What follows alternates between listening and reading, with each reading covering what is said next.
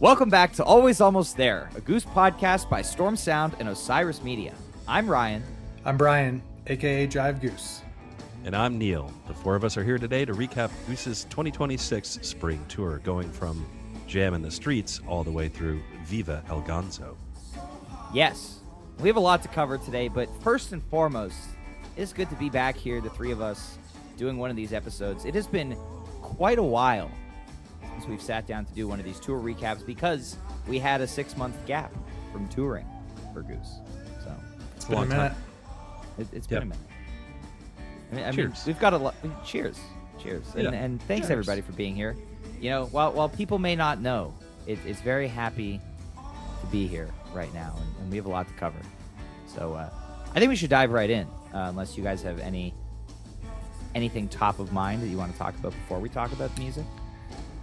Well, I mean, I want to dive right in. I want to dive into the shallow end. Don't hit your head. Before we get into the first show, I'm interested in hearing some kind of high level. I'm interested in sharing some high level thoughts, but also hearing some high level thoughts from you guys, because I actually think that this tour stood out to me in a lot of ways. I was actually quite impressed with this tour from I guess from all angles to a degree, right? I mean, I think there's definitely some really good jams that came out of this tour. There's always some questionable stuff, you know what I mean?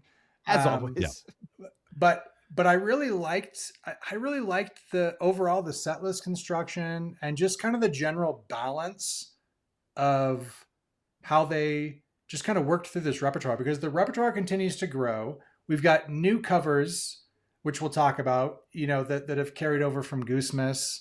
A couple of those I really like, by the way.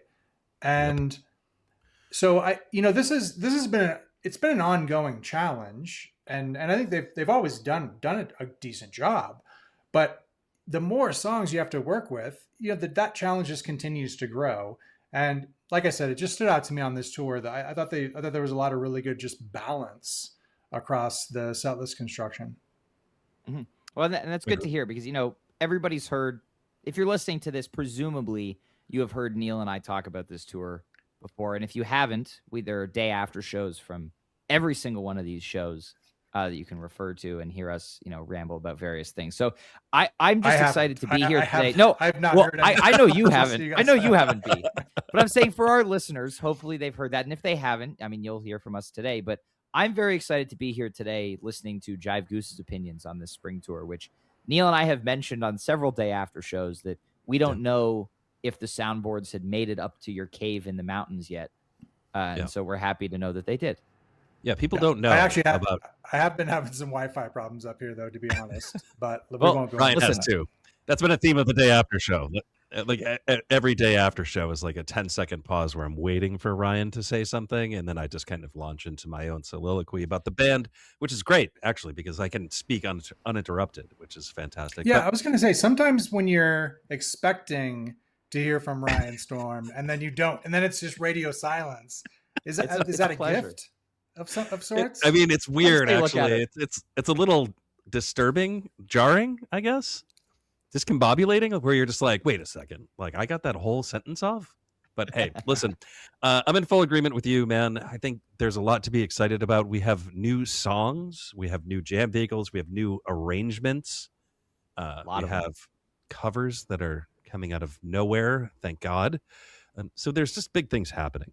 And like you, I think the balance of the set list, I like the way that you put that. It's just there are very few low points on this tour, and there are shows that I think some of them feel kind of like they're missing jams, but the set lists are still incredibly tight, and that is not the Goose of the old days. They weren't known for like a full 2-set show of just ripping. So this is a different thing. I think they're maturing and they're becoming kind of this larger shed band, or whatever you want to call it. Which is great. And we've got so many summer shows on the horizon here. We've still got Europe coming up. Literally at the time of this recording, a week at this time, I will be in London, and I cannot wait. But one of the things for me this tour is, going from 2025 Goose to 2026 Goose, there is immediately, as what you guys have said, just a marked improvement in the consistency of their playing and the show quality. I think one of our biggest complaints last fall was like the shows feel scattered and disjointed. You know, there's not a ton of highlights. The set listing is kind of weird. And I think what this tour allowed, and what hopefully the next few months of kind of not a ton of time off the road will allow, is for them to really build momentum. And you start to see that in the second half of this tour, and especially with Gonzo, it feels like they're really starting to build up some momentum. So I think only having, you know, a couple of weeks between Gonzo and Europe, and then only having a week and a half between Europe and Summer Tour, I think that's going to allow them to really continue to build on the jamming and the set listing, but really just their kind of comfort level on stage, even with a new album coming out. I feel like, you know, they went through the whole huge album promotion last year, and while this one is obviously called Big Modern and has that kind of vibe, I don't think they're going to be under the same kind of press scrutiny as they were last year, you know, with 2 albums coming out. And I think that's a benefit. So should we dive in? Well, hey, let me ask you this. Oh, yeah. So do you believe that we have momentum building going into Europe? Do you believe that so. Okay. And what do you think about Europe now? Do you have concerns about what's going to happen in Europe versus what happened in Europe last time? Granted, there were personnel dynamics that were at play. Yep. But I think those shorter sets really hurt the band and their creativity. Are you not worried about that going into those? I don't know if it was the creativity. I think, you know, we saw with Gonzo that like they can do shorter sets, and it sucks that they're shorter, but like, yeah, they're still great. But I think we already know going in that the shows aren't going to be, you know, 3.5 hours of music. And while that's unfortunate, I think that a band that is, as far as we know, you know, on the same wavelength, you know, off stage and on stage, I think that's going to go a long way. And, you know, even in 2023, they weren't playing the same size venues in the States that they are now.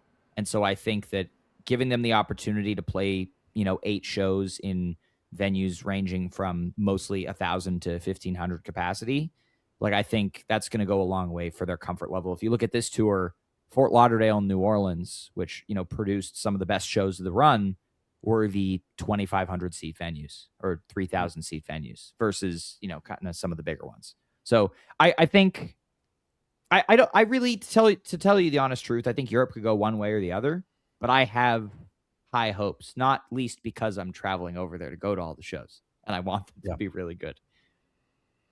Yeah, I actually think going down to a 4-piece helps them, or there's something about that I think makes them enjoy the smaller venues again more. And then you hear that in the performances. Yep. Cotter's a small venue. We'll find out. Cotter is a small venue. Yeah. Hey, stay tuned for us talking about how they play in small venues very soon. Yeah. Let's talk about this tour. How about that? All right. Let's dive in. First show of the year, March 28th, 2026. Jam in the Streets in Athens, Georgia. 1 set. Let's go all the way through. Not a ton to say about this one. Hot Tea, Flowdown, Arcadia, Hot Love and the Lazy Poet, Madalena, Echo of a Rose, Your Direction, Thatch, Hunger Sight, Don't Leave Me This Way, Give It Time, and an encore of One More Saturday Night, followed by the Empress of Organos, Shama, and then the Empress. I mean, the real headlines from this show are the debut of the Vibes version of Madalena and the Indie Groove version of Your Direction, and also the Bobby Weir tribute with One More Saturday Night. I mean, this is a solid festival set. Echo and Madalena both kind of doing something, but yeah, I don't really have much to say here. This was a fun start to the year, and nothing gets the blood flowing after a Hot Tea opener like a Flowdown. Let me tell you. Hot Tea Flowdown is intense. Hot Tea Flowdown Arcadia. So they're like, what are we gonna do? Like, let's just play it like it's a 2018 festival. It's like, that's like pretty this isn't incredible Compass stuff. Pond, like it. Got to do something. You got to do something, man. Absolutely. That set list, by the way, sorry, before we move on, I just want to say, for anybody who understands that reference, if you were on the episode about Gumpa's Pond, good for you. I keep going and looking up a stat on .net, and for some reason that show keeps showing up when I'm looking up something. Well, we were talking about, what was it, hot tea gaps? I think it was hot tea gaps. Yeah, it was like the longest hot tea gap ever was in between versions that ended at Gumpa's Pond in the middle of, what is it, Pelham, New Hampshire? I think so. Yeah. So, Jive, if you're just kind of catching up on this, there's a set list posted on elgoose.net from 2018. The only song on the set list is Hot Tea. And that's it. It was the first hot tea after a long gap, although that we know of, because there probably were dozens of hot teas that just weren't recorded. But I just found it humorous that the only song that Coach could remember the next morning after like waking up, like, you know, like with his head on a log next to Gumpa's Pond, it's just like, they played Hot Tea last night for sure. Let's put it on elgoose.net. But there we go. All right. Anyway, it's a recurring joke. It's a recurring joke. So Jam in the Streets is what it was. You know, it's a college town show, and they were there to play the hits. And boy, did they. I think when you listen to this, you can kind of hear the crowd throwing down. Don't Leave Me This Way really brought the house down. But, you know, I think if you're looking for jams, you're not going to really find them in this show, except for Echo of a Rose was kind of all right. I actually kind of like the Arcadia in this show. It's not half bad. But otherwise, not much to write home about. I actually really, so I think I'm not going to say GOAT very much during this episode because I think it's overused, but I'm going to say it twice. One's for a brand new song, and the other's for Madalena, because I think this is the GOAT Madalena. And yes, this is, and that's not saying a whole lot, right? No, but honestly, it's the highlight of the show for me, and it's the thing that has brought me back. And I've listened to the Madalena from the show. I mean, at least 3 or 4 times the amount of times I've listened to anything else, which for most cases is 0 or 1.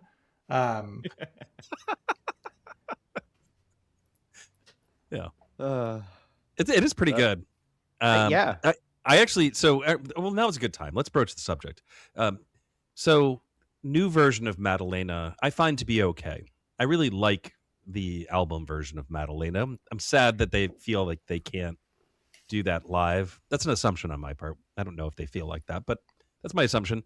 But the rework of Your Direction, I still can't get into it, man. It just doesn't do it for me.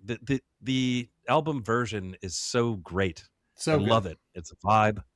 And shows like those 17, 18-minute versions that are out there are so good. And then now we've got this, and it just sounds like kind of like a song they threw together right before the show. I don't know. I just don't like it. I didn't even like when they would pick the tempo up on the OG version, because I just really dig that laid back vibe of what you get on the album and the video. I mean, it's just so good. So good. Yeah. Maybe they didn't like the yachty, kind of vibe. I feel like when we interviewed D. James Goodwin, he was kind of like, Goose is not a yacht band. And I think they resent the fact that Your Direction made everybody think they were a yacht band. Well, they wrote a yacht song. What do you want to happen? Well, I mean, but you were there for the interview. Like, you know what I'm talking about. Like, he definitely seemed like he didn't dig it, but it's true. I don't know. Yeah, I mean, I'm with you guys. I do not love the Your Direction rework. Obviously, not my least favorite new arrangement on this tour. But Madalena, I didn't initially love, and it has grown on me. The more that they've played it, and I look forward to catching it live, hopefully in Europe or sometime soon, because I've yet to see it live. But I look forward to that, and I hope they jam it further. Yeah. All right. And nice, wonderful tribute to Bobby. Yeah. Even though their first show was, 2.5 months after he passed, I'm happy they still did that. I am glad that they did that. And I thought for sure when they did this that it was going to just pop up every Saturday night and that was going to be their encore. They can still do that. Just putting that out there into the universe. I would like to see it. This is Saturday currently night my most common not seen. So yeah. This was played at what was going to be my first show, and I didn't go to that show, and I've since not seen it, of course. So yeah, I'd like it to come back, but I could deal without Empress Encores otherwise. But yeah, there you go. Shall we move on to exploreasheville.com arena? Yes. All right. So April 10th, right? Is this April 10th? It is. In Asheville. exploreasheville.com or something like that arena.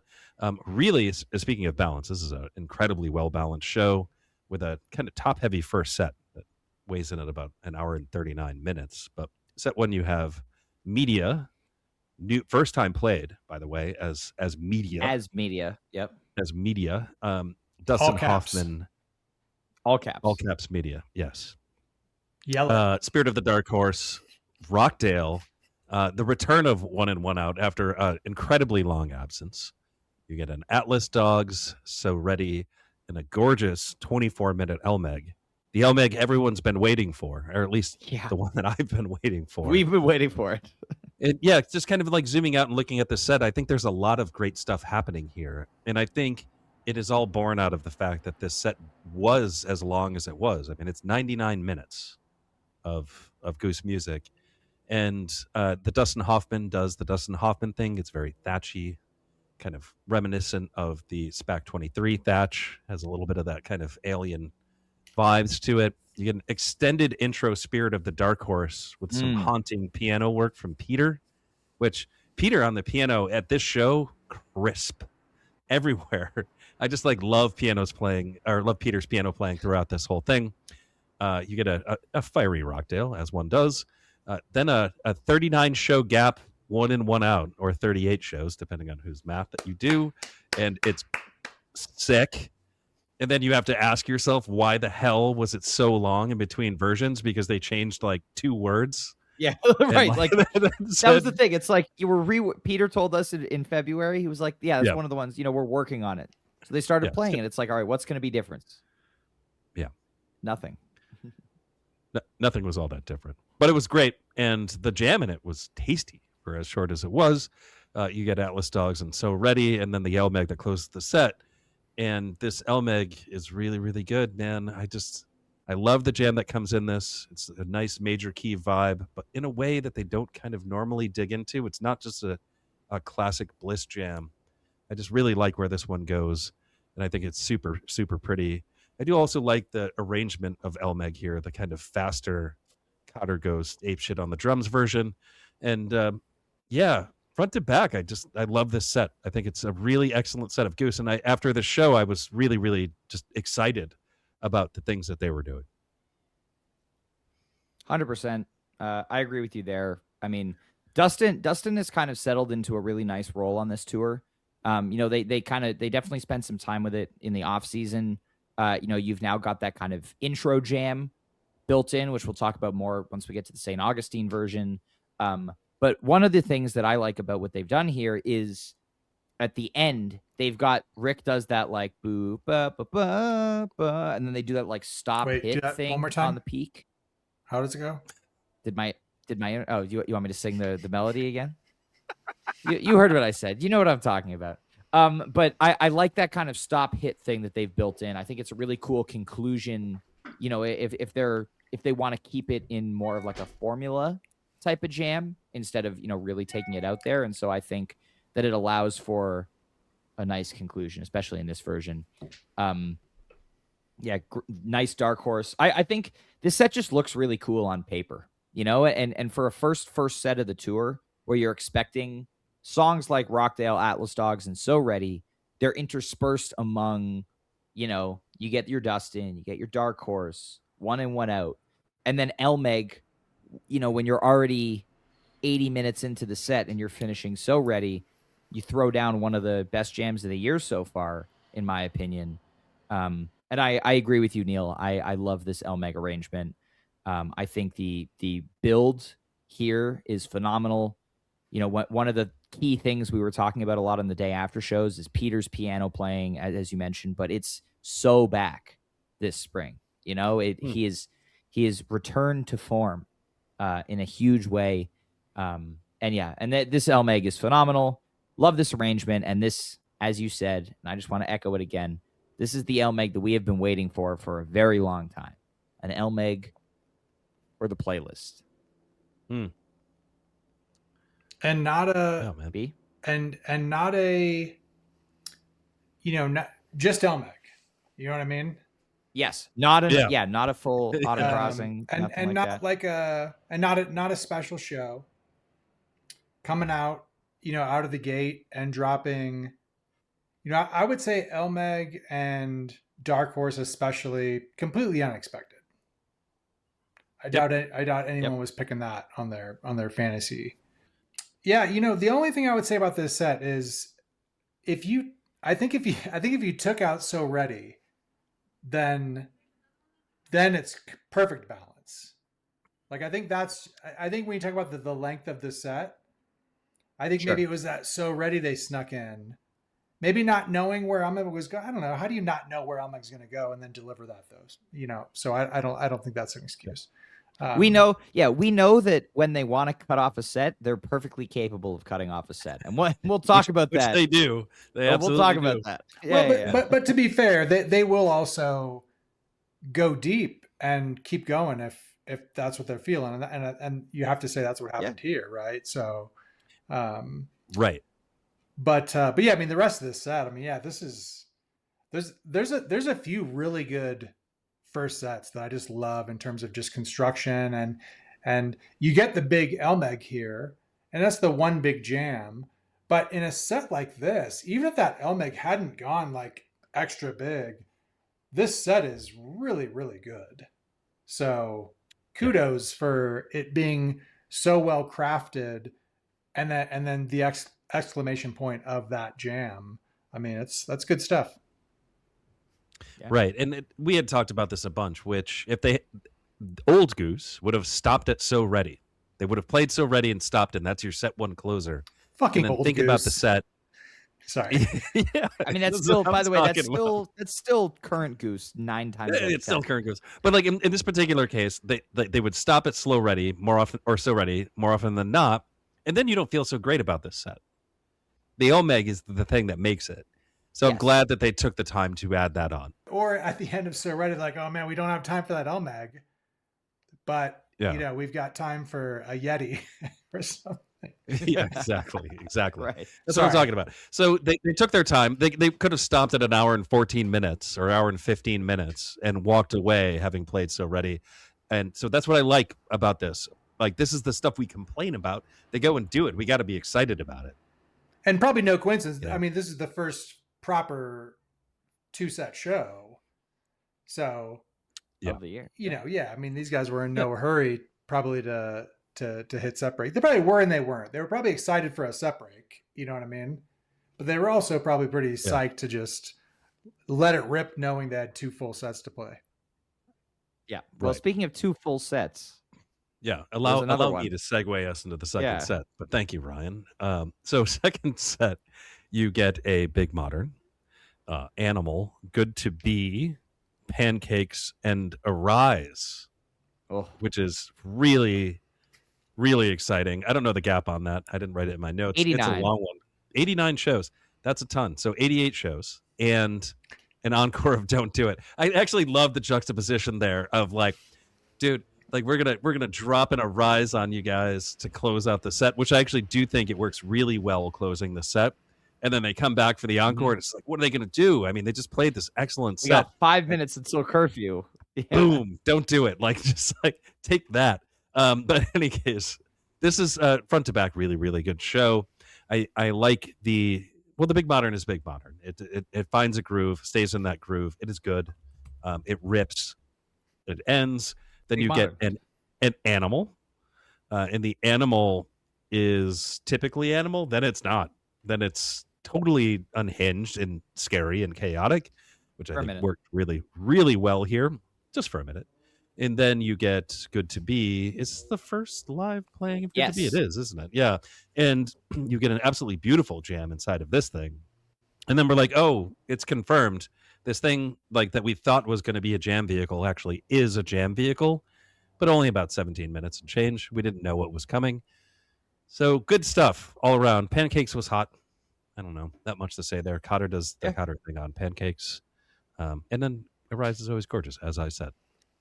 Yeah, no, I like this set a whole lot. As you mentioned, there's cool ideas everywhere. You get the slightly different big modern arrangement, which always comes out of studio time. There are like minor tweaks to songs. So obviously we haven't heard what studio big modern sounds like yet, but presuming that some of these little changes are from that. The Good to Be is the big Patience and Commitment to Quieter Dynamics jam here. Lovely little section in there. But yeah, I mean, I think Asheville as a whole, this is my number 3 show of the year. And definitely a little bit of attendance bias for me, this not being number 2. Stop it. No, just kidding. No, this is my number 3 show of the year. No, this is firmly my number 3 show. No, stop it. Never mind. I was thinking of number 4, which we discussed earlier. I will not stop it, B. But yeah, love when they do the big ballad set closer, and love when it's Arise. I'm actually happy that all of us like this Arise set 2 closer. Because I think no complaints. Yeah, I think it's super cool. And I kind of feel bad that actually one of the things I was thinking about was, oh man, I wonder if somebody doesn't like this as a set 2 closer, you know what I mean? But it's great. It's great. Yeah, it's so good. Like it doesn't, you know what I mean?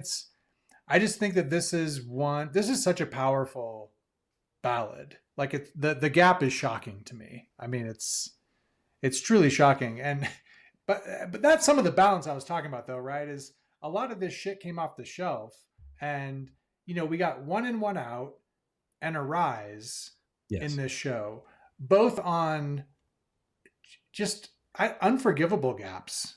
You know what I mean? For me. And so yep. I think this is why that kind of that whole balance idea just stood out to me from the beginning, is that you look at this first show and it's just, you've got new stuff, you've got bust outs of great songs, and then a nice mix of, good jams, like Ryan was saying, just nice improvisational ideas kind of sprinkled throughout, even if there weren't a lot of huge lengthy jams. And so, yeah, really good song. And then, then they had to do Don't Do It because they were short on time and there's not a whole lot of options. There are other options. Yeah, there are. The funny part about the Don't Do It encore here is that they had, the longer time frame, which we see on a lot of this tour. But because of the fact that the first set was an hour and 40 minutes, they only ended up with 5 minutes for the encore. Hey, it's forgivable in this situation, but yeah. Oh, exactly. It's funny as we're talking about this. I like this show a lot more again. I have this as number 1 on my rankings. Then I moved it to number 3, and now I'm wondering man, maybe it needs to be number 2. I don't know. It's missing some jams, which I think is what gets you into that first slot for me. But the consistency of this show and the rarity of some of the songs played, I think, kind of build it up. And yeah.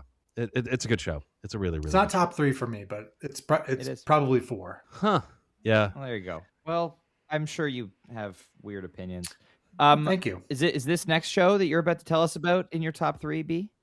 It's top 13 or top 3. Okay. All right. It's definitely top 13. Let's go. Okay. Birmingham. It's April 11th. At the Coca-Cola Amphitheater, and set 1, Royal Opener, The Whales, No California, Born, Bear, Wisteria, Madalena, Hungerside. That sounds pretty good. You know what I mean? It sounds really good, actually. A lot of songs. This first set isn't. It's good. First set isn't it's bad. good. It's good. And I'll tell you what, I really like Royal as an opener. I think I think there was some experimentation with openers on this tour. If you just kind of step back and look at the tour opener, the various first set openers and just placements in general, maybe, but definitely there's some really good openers. Oh, there's one I really like that we'll talk about later. But yeah, I thought Royal really struck me. I think that would be a really cool opener to be at the show, trying to put yourself, like in the moment and what that feels like when they come out on stage and you're amped up and really anticipating what's to come. I feel like Royal would be a nice, satisfying kind of first few notes to just, you know what I mean? Like, because there's some songs when maybe you're so someday pumped. when you see Goose again. But you know what I mean? Like some shows, that. Ryan, you'll both agree, but that feeling where you're at a show and you're so hyped, and then maybe you're just a little bit disappointed in the opener. It happens once in a while. Like when they start with Flow Down. Yeah. Yeah, if it's a flow down where you're just like, oh, it's gonna be 3 to 5 minutes before I can actually dance. I'm just gonna listen to like the snare. Yeah. But yeah. But anyway, Royal, great opener. And yeah, I mean, this is a pretty solid set. Psyched to see Bear. Really like that song. Yes. I think I don't want to get ahead of us. But I think they did a really good job pulling covers from Goose Mess. And, I think you expect some of that, but you never know what's going to be a one. We never got another Mirrors, for instance. You know what I mean? Sadly. Yeah. But travesty. Yeah. Hey, it's a great jam. Great song. It is. And you're talking about Bear or Mirrors now? Both, to be honest. Yeah. Yeah. Different artists for sure. Both Justins. Oh, how about that? Look at this guy. Goose is a Justin band. Yeah. Lots. Oh my God. Goose So many Justin Justins band. And Bones. A lot of Justins. There's a gym in this show. Wisteria, Madalena Hunger. I mean, this is such a good set. It's such a good set. I wouldn't go that far. I think this is a solid set. No jams and whatever. But when you look at this set, yes, I think experience this talk set. About. I mean, I don't know. It's just, maybe I'm getting old, but it's not. It's not always just about the jams. We got a nice little Hunger Side jam here to close the set out. Yeah. Neal agrees. Actually, I like this Hunger Site. So let me dive into my thoughts here, because I'm not gonna poo poo a short Hunger Site just because it's short, which is what Brian's about to do. He's about to burst. That's actually not why I'm about to poo poo it. But if you could see the video right now, his face looks like it's going to explode. He's got the poo poo face on. So highlights for this set. He has resting. he has resting poo poo face though. Oh man, we're so back. So yeah, the Bear, it has like there's a lot of this 2021 feel on this tour, that kind of subdued Type Ted jam feeling, and this one's right on the verge of Dragonfly. And I was adamant that there was Dragonfly teasing this, and my friends told me I was wrong, and that's okay. I'll accept it. But there's really, really good stuff going on in here. Peter's piano playing again is excellent. Rick at some points is doing just very 3.0 Trey licks in this thing, and it feels like you're listening to a very modern Fishy jam, which doesn't really happen all that often with Goose, but weirdly happens a couple times on this tour. So that Bear was excellent. So very excited about that showing up. The Wisteria, although short, is good. Rick kind of does this chord soloing thing in the middle of it that gets Cotter all fired up, and then Cotter just starts playing 1,000 hits in a second. And that tempo shift results in some kind of synchronized swells that are really, really cool at the end of this. And they do it a bunch on this tour, but this is the first instance of that where it almost sounds like composed. Like they've practiced these big swells, the big rock and roll swells at the end of the song. So that was pretty great. They jump into Madalena. It's the new Madalena, and it kind of actually picks up where the Wisteria left off, which I think was great, minus those big kind of swells that I was talking about. And then this Hunger Site it's great. It's a fiery version, and it's got it's big freaking rock and roll. It sounds to me, I was saying this on the day after show, like Chicago, like Chicago transit authorities out there just kind of doing big rock and roll things. But those are my view on this set. I think we were thinking that Birmingham was going to stink, in advance of Birmingham just because of the way they have historically played there. But I actually like how this turned out, and I think this is a good show. I mean, this show feels a lot like last fall's Alpharetta show to me, but without a jam on the level of that Madhavan to really elevate it. Like this show, I remember had the very erratic and busy Rick for a lot of it. The kind of mode that he gets in where he's playing a lot of notes and is kind of pulling them out of interesting jam sections before they can kind of develop, which I think happens in this set in Wisteria. It happens in Hunger Sight. Hunger Sight starts to get really, really cool in Westville, Rockdale-ish, and then he's like, nope, we're doing the peak. And then it happens again in set 2. And I'm always curious here, and, this is one of those college crowds again, Birmingham very much, and I heard the demographic at this show, was that kind of vibe.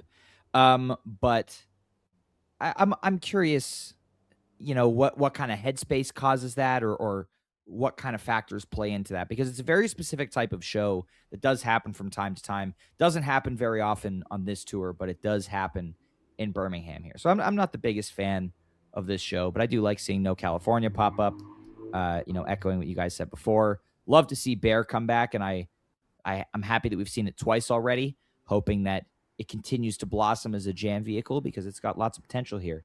And hey, Dragonfly hints. Let's get Dragonfly back. Let's just play it.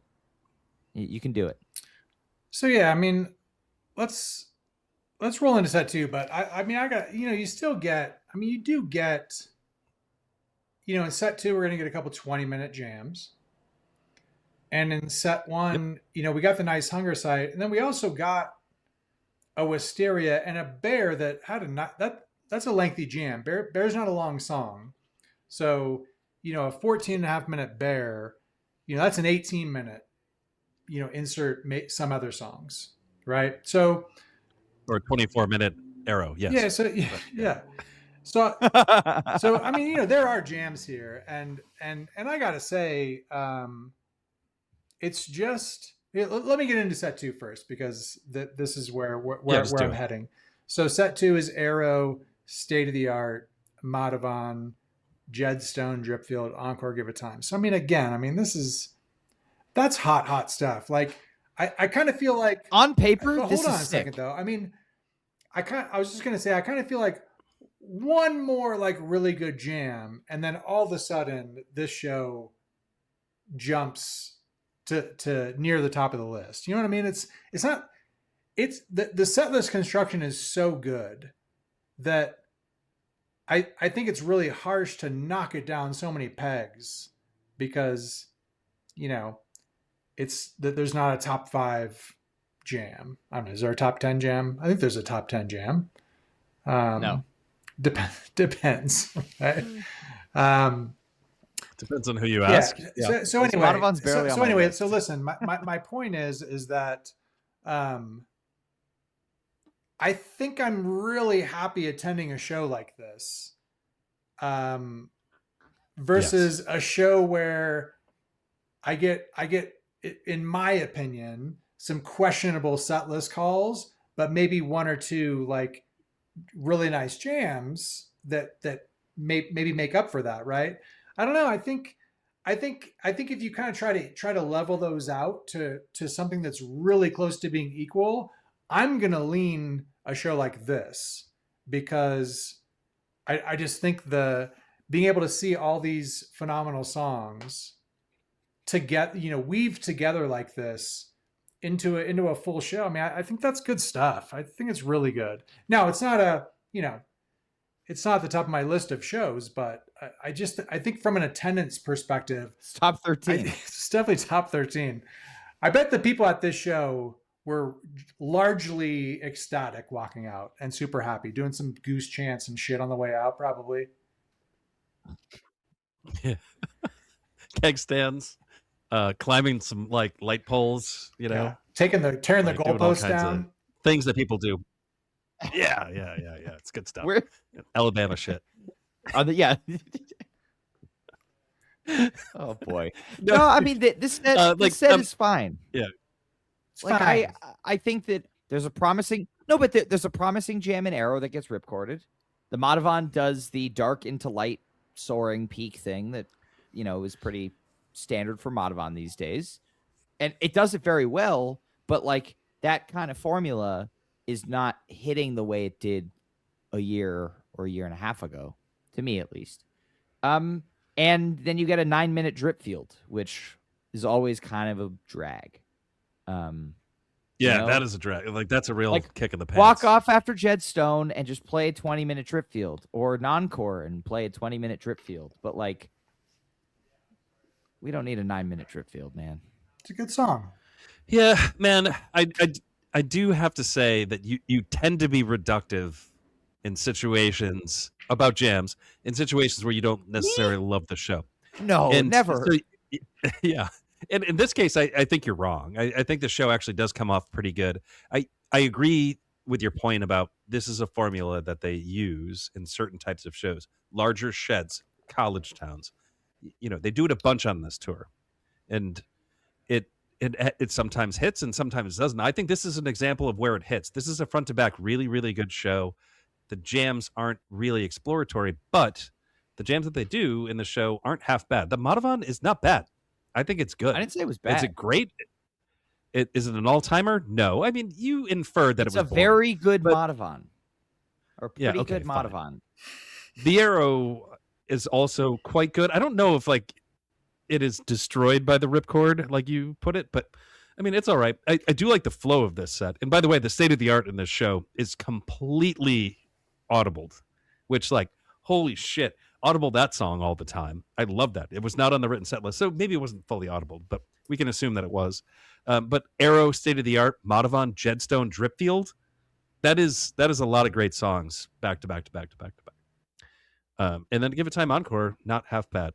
I mean, I like it, and they do have a formula for what it looks like when they play these bigger sheds. This is one of those bigger sheds, and this is, it's good. It's good, not great. And worst case scenario, you're always looking for that show to give to a new person, you know what I mean, who might not want a 30-minute jam. Yeah. So here's the latest. Here's the latest in that playlist of shows. Yeah. Yeah. I mean, this show is elevated. You're right. By the set listing is great. You can get a show like this where the set listing is far worse, and then the show is far worse. So yeah, no shit. Yeah. Yes, it could have been worse. It could have been worse. Well, should we head down to the Sunshine State? We have to. Florida, let it begin. Florida. All right. So we begin the Florida run at a festival, the Florida Groves Music Festival at the Central Florida Fairgrounds in Orlando. One set, Yeti, Drive, Everything Must Go, Thatch, Your Direction, Fish in the Sea, Creatures, Sinnerman. I have to say, I think we all went into this show with low expectations. It's like an EDM-centric festival in Orlando, in between tour stops. We're we'll get a Goose, but it's not going to be, they're not going to do much else. And the first hour of this festival is pretty much that. It's all right, open with Yeti, Drive with no jam. They're playing the hits, cool Thatch, New Your Direction. And then Fish starts, and things just kind of go off the rails from there. Fish, deep, dark space, Rick and Peter both firing off different laser effects, which I think is very cool. And then you get my personal favorite Goose to date, though Neal will disagree, in this Creatures. Okay, fine. I'm right to myself, which I know is ironic because I call you and everyone else I know wrong all the time. Oh, yeah. I do. This Creatures is phenomenal in my opinion. In terms of Goose, you get some pretty insane drops led by Cotter. Peter's guitar is actually at the forefront of the jam here, which you don't get a lot of times in Goose. And I think it's great. And then Sinnerman, you get a very cool, kind of Peter-centric jam at one point in there, a piano little break, which is kind of outside the norm. But I think these last three songs really make this a fantastic festival set. Very different from where it could have gone based on the start. Yeah, I don't have different thoughts than you on this. The first several songs lead you to believe that this is going to be a boring festival set. Although I do find the Thatch to be pretty hot. So that was good. And then, But it's like that. you, It when always is. the fish started, you're like, wait a second, like what is going on here? And they really dig in on this thing collectively. I think the band was just like, we're gonna do some stuff in this show before the show. Yeah, watch out. And but they were like, let's give them the standard festival fare first. Like they're gonna get a 6-minute drive in this show, and they did. But yeah, so the Fish in the Sea starts, and Cotter, of course, being Cotter, the drums are insane. The toms are all over the place. They're relentless. Peter comes in with the kind of driving piano thing that he does in the Guilford Fish in the Sea, which I think is great. So they kind of find this like, churn in this, and I think it's really, really awesome. Peter turns up the weirdness on the synth, and then things kind of go insane. And then again, more big swells. That's like the thing of this tour. They just get all these like big like rock and roll swells and their jams. And then of course the Creatures, which you love, I also like. And the thing about this one is it doesn't go like full Goons right away. It takes a minute to get there, and then it gets like it does do full alien disco. And I think that's actually what I like about this jam, is that like explores some things that aren't necessarily full Goons, and it makes the Goons like less of a one-dimensional thing. And I think maybe that's what you like about it. That's what I like about it. That I think you Absolutely like that about it more than I do. And yeah, it's they do kind of go right into the octave sauce vampire disco shit at the end, and that is the standard. We got alien disco stuff. and vampire disco in this jam. Oh yeah, it's all happening in this one. Oh wow! So a bunch of this kind of stuff, and so overall, this turns out to be an excellent festival set. Actually, the Cinderman is weird in this because it gets quiet, and like I don't understand how that happens. Yeah, it's very weird. Do what we expect from Cinderman. Yeah. So the end of this is awesome, and I wish Goose would do this more often. Which is like, I don't care what you guys think at this random festival in Central Florida. We're gonna do whatever the hell we feel like, and if you don't like it, screw you. And I wish they did that more often, because like this is not the most approachable festival set they've ever done, not even close, and that makes me love it. So that's what I like about the show. There we go. Yeah, I don't know that I have too much more to add there, but I think that's a really good point. I think definitely you get into some more of the late nighty, dancey type festival sets where things have moved in this direction, but maybe not this far. And yeah, I mean, kudos for some of the jamming that came out of that. I don't know how I feel about Yeti Short Drive, like is not the most fiery way to kick off a set like this, and it's kind of a weird way to with how this set evolved. That's an interesting beginning, but yeah, good little festy set. All right, April 14th in Fort Lauderdale, night 1. Set 1, we have Time to Flee, Turbulence in the Night Rays, Hot Love and the Lazy Poet. A little bit in that world, right? Turbulence and Hot Love. Mosque Nada, Silver Rising. A very interesting Draconian Meter Maid, actually, that kind of first real mind-bending jam of this tour, which is kind of funny to say about a first set Meter Maid. And then Ryan's favorite, The Harbinger of Things to Come. Oh, yeah. Your Ocean, rearranged, which I think is fantastic, and I don't give a damn what anybody else has to say. So good. And then Feel It Now for the first time in a hot minute. We just don't play really excellent songs anymore for some reason. So not much to mine out of the set in terms of things to be excited about. Mosque Nada gets a little bit weird for a hot minute, which is nice. Draconian Meter Maid, like I had already said, takes a few twists and turns, has a kind of bright, like playful jam that turns very weird. I like this a lot. I like this a lot. Yeah, a couple hairpin turns and goes a bunch of different places, and it's a little schizophrenic, and I love the way that thing ends up. I love this arrangement of Your Ocean, not because it pisses Ryan off, but because I do actually think it's a great arrangement of Your Ocean. Does that help? Yeah, Feel It Now. No, I mean, like, I don't really care how you feel. Like, you about actually songs like this arrangement of Your Ocean? Yes, not no joke, I actually do like this arrangement. So, because I think Your Ocean has always been too slow. It has never been a song that I've been excited about. That's the beauty of it. It's No. like slow and beautiful, and you could slow dance to it, and it's just beautiful. You don't slow dance, man. No, I don't slow dance, but like in theory. They play that at like homecoming, or it would be a cool homecoming. But the cool thing about this set is you can literally rearrange these songs in any way you want, and it's still mediocre. It ends up being the same set. I think that's right. This meter maid is great, though. I do want to. I want to spend. I want to spend a little more time on this meter maid. This progression that they get into, that, like, as you said, playful, very bouncy, progression. Yeah. Peter, on that nice little electric piano patch. I love the way that this develops. And then that schizophrenic thing that you kind of talked about, I think it works here. There are times when that kind of jam doesn't always land, but this is actually, in the grand scheme of this tour, this is near, the top part of my list in terms of jams. But I hadn't listened to it a ton of times, and I revisited it earlier today, and I was like, yeah, I love this meter maid.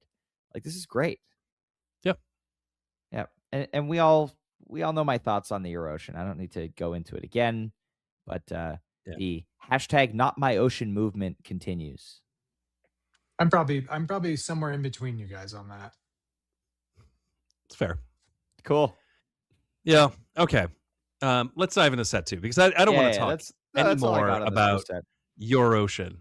We've already talked about the songs in sets enough in the first few shows. So this is the part of the podcast where we start to not talk about all the songs, and we start to speed up a little bit, which is great. I'd like to talk less about Ryan Storm.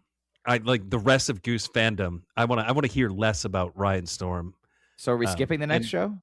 Yeah. Well, so this is part of that. So, okay, let's talk about set 2.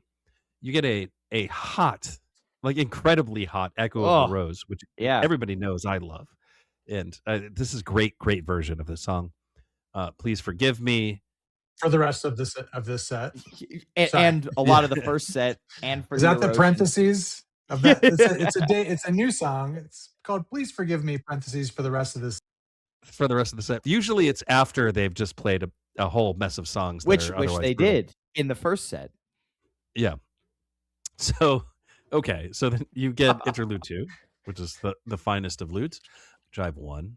Green River, Goose, which nobody saw coming. This is also my number one chase. I'm obligated contractually to say that every time it comes up in the set list. And a bizarrely placed Loose Ends. And then an encore of the only How It Ends of the whole entire tour. Explain that one to me. Yeah. And they finished, they came in like 10 minutes under curfew on this show tour. Yeah. It's like a 14-minute How It Ends too. Yeah. I understand what you were putting down there. Have they ever done Interlude 2 Jive 2? No. Because Interlude 2 is the beginning of Jive 1. I know, but I guess they could. Why not? They could. You know what I mean? Like, why not? Well, why not just play Interlude 3? Cool. That's the question. Just play Interlude 3. I think Interlude 2 Jive 2. That would be cool. I'd like it. That would be cool. Yeah. Yep. This Echo is actually decently high in my playlist because I find it to be fiery and excellent. And then this Green River lands decently high in my Goons playlist. Yeah. It's not the best Goons, but it's good and it's unexpected. And like, we all know that Jive hates Green River. It is my number one chase, as I said already. And they goonsed it. And now they've taken a song that otherwise could really murder a second set. I mean, I think that's the best part. It's second set Green River. That's especially, by the way, especially after Please Forgive Me and Jive 1, like being your set 2. When they started Green River at this show, I was like, oh, they're really fucking it up tonight. Like, this is not good. And then it turns out it's actually pretty decent. But yeah, I don't know, man. Not their best showing of the tour, but still some cool stuff happening in this set. The Echo is good and the Green River is good, in my opinion. Yeah. I know that Green River into Goose into Loose Ends is like Jive's worst nightmare because he does not like Green River. He doesn't particularly like the Goose, and he's a big believer in earning the loose ends, which I am as well. I do want to highlight in this Green River, before they start goonsing, they get to this kind of like, floaty 2-guitar space. There's some cool ideas happening before Cotter kind of starts to pick it up a bit. And Peter's like, what if we goonsed right now? And I think it's cool that, this is one of the few instances of the goons that hasn't come in a spot where it's expected, or just out of a song that kind of has that built-in 4 on the floor, or disco style jam already. So that was cool. But this Echo also lands pretty high on my playlist. You kind of have two similar, very smoking hot Echoes on this tour. This one in New Orleans. This one is higher than New Orleans for me. Much better.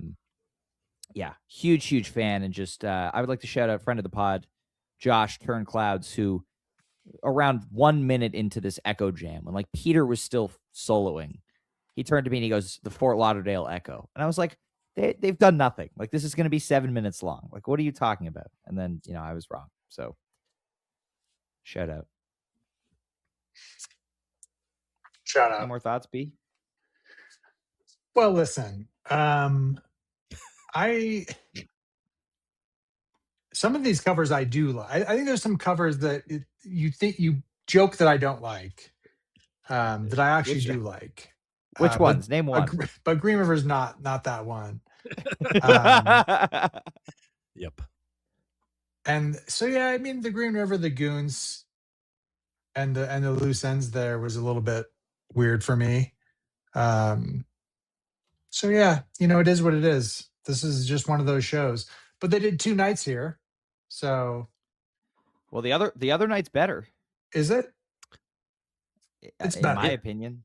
I think what's funny? Show. It's actually. I mean, that's a good segue into the next show, which we should go into, because the next show is significantly better than this show. Which, by the way, I think before we get into it, you should go watch the day after show from this night 2 show. We had Goose's drum tech and friend of the pod, Jordan, on, who gave us a lesson in how to chirp properly. Yeah. It was a fantastic episode, and you should go watch it. Oh. It's a big hockey guy, Jordan. Yep. Nice He's plug. from Canada. As one. Well, I'm plugging the podcast. Yeah, I'm plugging the podcast on the podcast, B. It's like a sister pod. Yeah, exactly. Yeah, really. It's not the same thing. It's the same pod, but it's not the same. It's okay. Different. Anyway. Same channel. Shall we? You were saying? Shall we segue into the next show? Now's a good time. Yeah. Not much happened at the show. April 15th. April 15th, 2026, Fort Lauderdale, Florida. A day that will go down in history for One Boy's family. Set 1, SOS, US Blues, California Magic, Kung Fu Fighting, Iguana Song, Turn Clouds. So, I don't think it spells anything yet. So, I mean, it does, but it does. I just want to talk about the Kung Fu Fighting. All right, talk about the Kung Fu Fighting. Because so this is what I was talking about. I like this cover song.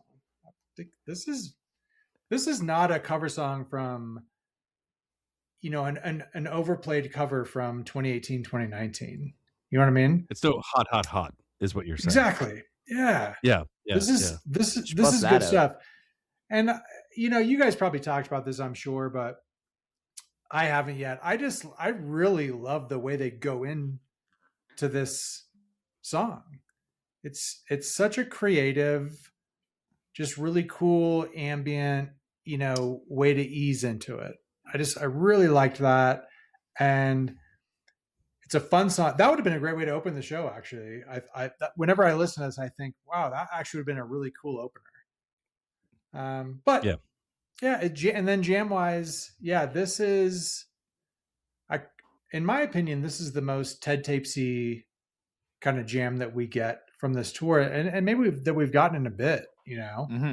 And obviously there's multiple sections of this jam. I'm not going to break it all down, but just some really beautiful stuff, and just the natural, if we just want to call it the natural Kung Fu Fighting jam that comes out of the song proper, it's really that's really good.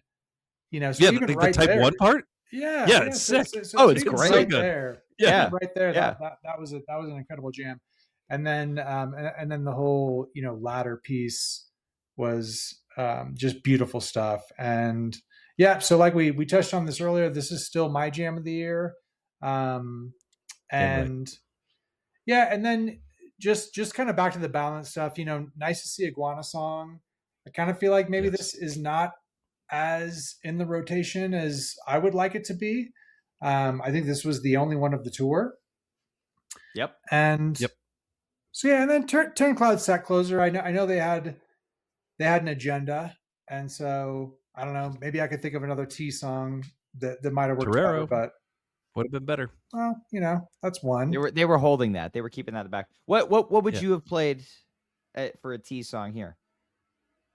Well, you said you would have one better, so I'm curious. Well, what Torero. That one okay, so specifically Torero.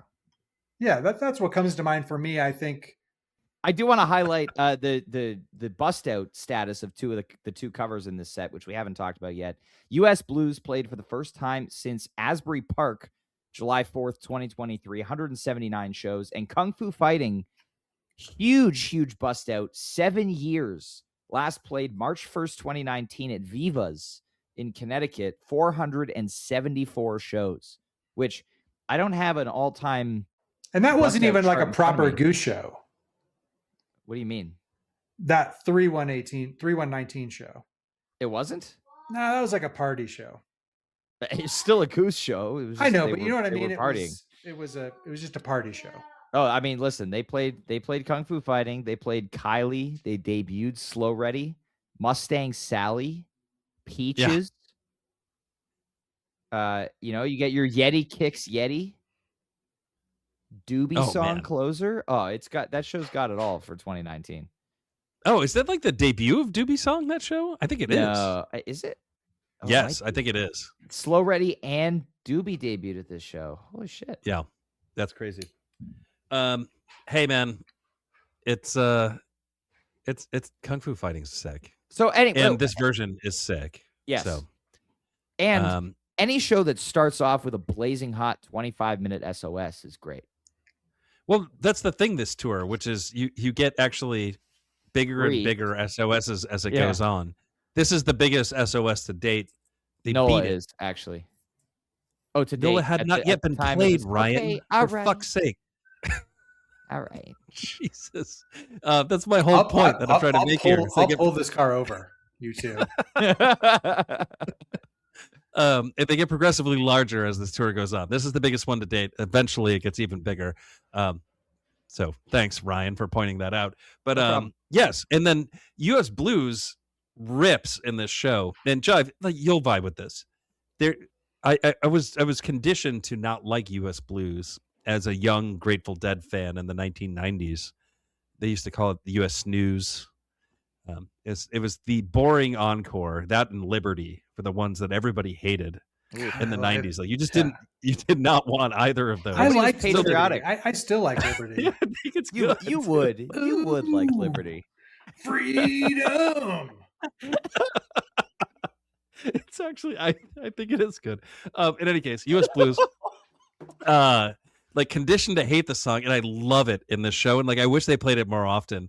Coincidentally, also, this was tax day. It's 4/15, and like, is that a coincidence that they played this song? When they played U.S. Blues, like the initial speculation was like, "Oh, they played it for tax day. That's nice." Yeah, but it was Turns actually out it was something much worse. Yeah, suck it. So, in any case, it brought the house down. Like, if you listen to the tapes, like people are just like singing at the top of their lungs, and like, because you can't help but sing this song at the top of your lungs because it's just a great song. So right away, the show starts off great, and I have this actually. I think this is like my number 2 show of the year. I don't know if it's going to stay there actually, because the jams aren't really there outside of Kung Fu Fighting. But the flow, man. Yeah, the flow is good. I don't know. I do like the flow of the song. I don't know. California Magic kind of messes it up a little bit. Yeah, I agree. This iguana, by the way. Hold on one second. Real quick, Ryan. I was just going to say, just to close out Neal's piece on US Blues. I kind of feel like when you're in need of a short Grateful Dead encore, maybe this is the way This to is go. the one. Yeah. Yeah, right. You might have a couple choices. Yeah. Maybe this is the right choice. Yeah. Moving Yeah, forward, maybe we move forward. Because there's kind of a hilarious twist on this, which is the version of Love Light that comes up is long. It's the longest they've ever played. Well, or one of the longest they've ever played. We're still a bunch of shows. In any case, yeah, let's continue. Okay, walk us through Iguana song, Ryan. It's a really good Iguana song. There's some really good 2-guitar Goose happening in there, and I feel like it hasn't gotten a lot of chatter. And I think that this is one of the better versions that they've played to date. And I like to see that they're doing something with it. And I, like you, would like to see it in more regular rotation. Okay, set 2. Wait, so before we move on from set 1, Kung Fu Fighting is also my jam of the year. Right. Okay. It is my number 2 currently. Well, as usual, Neal and I agree. And Ryan is wrong. There we go. There we go. Yeah, same as it ever was. Set 2. Salt, Tumble, The Old Man's Boat, which starts with a T, just for the record. Redbird, Madhavan, Encore the Way It Is. So yeah. Suck it, term. The written set list didn't have the written on it, so it looks better when you. And some charity organizations don't use the proper. I think pronouns. But we are where we are. It's The Old Man's Boat. Here we are. That's the name of the song. Sorry, Ryan. This is going to be corrected. History is going to correct this set list spelling. Yeah. I don't even know where to begin now. Okay. Like, the tumble in this set is actually quite good. I was listening back today, and I was really initially high on this tumble. Now I'm like less high on this tumble, which makes me less high on this show. I was really excited about this tumble. I just think it's got a vibe. It's a happy tumble, and happy tumbles make me happy. I don't know about you. And then you get about 9 minutes of the 2001 jam in This Old Man's Boat, which you can't go wrong there. That's always awesome. This Redbird is on the edge of being cool. It's as are most Redbirds in this era of the band. Yeah, this Madhavan is a fucking crime. It's bad. Oh man, is it brutal. And so that part hurts. So the set kind of has a descending vibe to it, where it's like getting less cool as it goes on. But this Madhavan's sick. No, it's not. Yeah, it is. It's like 14 minutes. It's a little bit longer than that, and it's sick. Okay. I would love to hear your thoughts on it. I don't like it. I think it's too short for a Madhavan. You don't like a really ripping dark Madhavan? Like, yeah, it's short. I wish it was longer, but I don't know. Maybe what do I have some sort of incentive for this show to be better than it is? Yeah, I think you do. And I don't know what you're talking about. I no longer am on board with this show being as good as I initially thought that it was. I think the Kung Fu Fighting really buoys the show. But there's nothing in the second set that really carries the show. I thought initially the tumble was the thing, but like now I'm just kind of, I don't know. That's fair. I don't know if I'm Hey, crazy Salt has the obligatory Crazy Train tease in it. Yes. Well, there's That's now the 4th time. Listen. So anyway, I will say, in all fairness to our co-host, young Ryan Storm, this is a pretty cool moment, and the set list. I'm gonna give the band a pass on The Old Man's Boat. Is there another O? Like, what could we have done there? I'm blanking. Let me look here. Let me look here. Oh, well, One In, One Out was an option. Oh yeah, man, just blew it. One More Day. No. Wood Brothers. One More Saturday Night. Not the place. They played One Way Out a couple of times in 2017. Yeah, I mean, maybe how about an Ophelia bust out? Like that might have been cool. Yeah, a bust out is in a debut, but One In, One Out. Bust out is in a debut. You are correct. If we're nitpicking here, which we like to do. But super cool thing though. Good for you. Even though Thanks, I mean, obviously this was tongue in cheek, this is a sign of respect, and no, it's cool. It's cool. I think it's really cool that they did this, and you should be proud. I can't wait for the people don't know set list at Red Rocks. Well, hey, if you were wondering about like other O songs they could have done there, they could have done OPP by Naughty by Nature. Oh. Off the Wall by Michael Jackson. Did you just Google songs that start with O? They could do On Bended Knee by Boys to Men. Classic. They could have done any Disco Biscuits. What are the Disco Biscuits songs that start with O? Oh, yeah, if I know. endless possibilities. All right. They could do Oops, I Did It Again by Britney Spears. All right. Dope. I mean, come on. What are we doing here? I mean, I think they could do Owner of a Lonely Heart. I mean, come on. We're talking. Okay, actually, that would be good. I would like to hear that. Missed opportunity. Owner of a Lonely Heart. Tumble. Owner of a Lonely Heart. Redbird. 6-7. We could even rethink. We could probably rethink some of the other letters too. So yeah. So next time, I would say before the next time, Goose wants to tell Ryan to suck it. Call Jive Goose. Yeah. We should. Let's workshop some other sets that would at least convey a similar, feeling. Yeah. GFY Ryan. Yeah. Maybe. Like 7-song show. More jabs. I like more jabs. All right, we're gonna move on here to our next show of the Florida Run.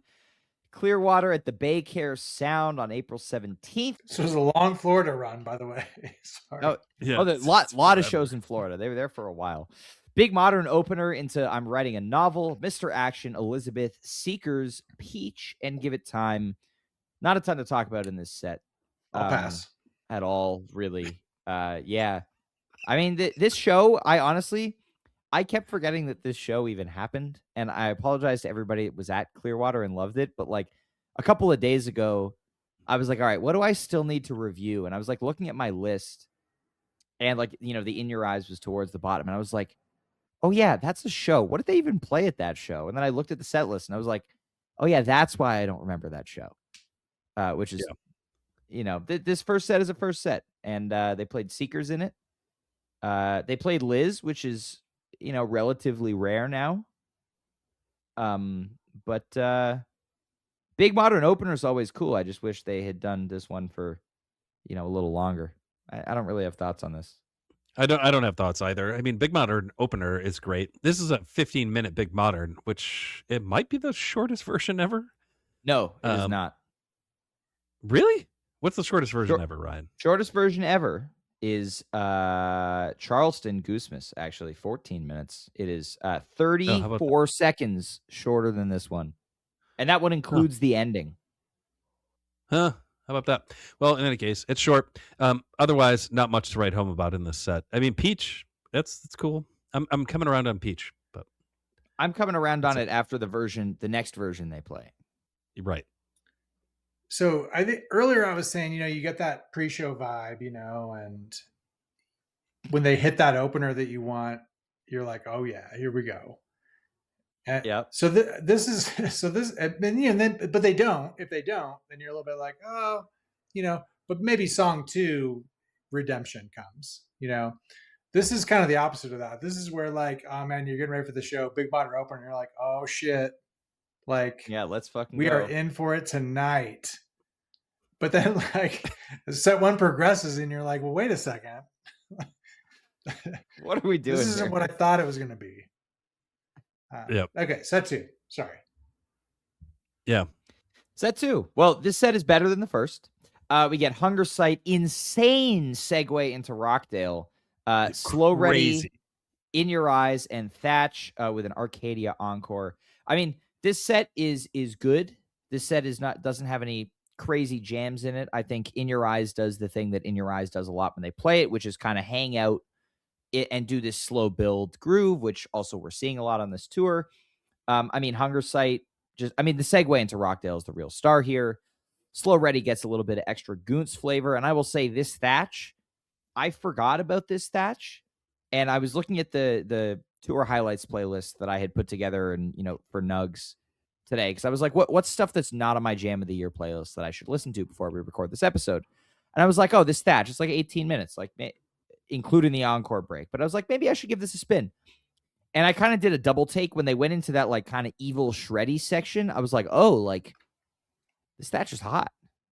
So this Thatch, pleasantly surprised me on re-listen. But otherwise, this is one of those sets that's like bangers, but nothing really does anything crazy. You're wrong. Man, are you wrong? This Hunger Site is fantastic. Is it on your list? It is on my list. It's the best kind of micro jam they do. I think it's about 17 minutes. 16. But it is the sleeper jam of the show. It's got, kind of Cotter doing a persistent shuffle. Rick is doing kind of dark stuff. Peter's doing haunting piano, which he's doing really excellent in the beginning of this tour. And then, of course, Cotter's just doing the drums thing that he does. And it is a uniquely good Hunger Site. I mean, these jams can go any number of ways. And this one actually turns out to be a decent departure from what Hunger Site is. So I think that's great. And of course, you've already touched on the segue there, which I think is fantastic. This Slow Ready is 17 minutes. And if you're counting at home, that is the 4th longest Slow Ready ever. I was saying this on the day after show. At length. Only 3 are longer, which was Athens 2023, the Pines, which in Eau Claire in 2021, which segued into Drive, which was nuts.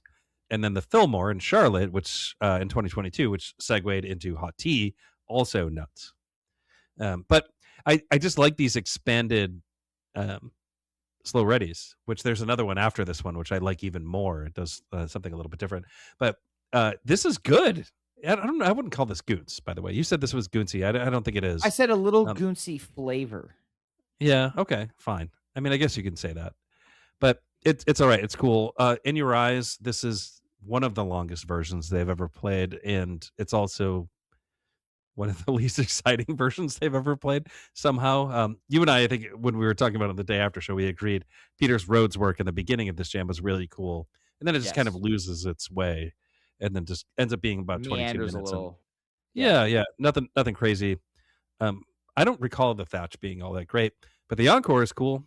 There's a decent kind of Magic School Bus jam in this, which I love it when they do that.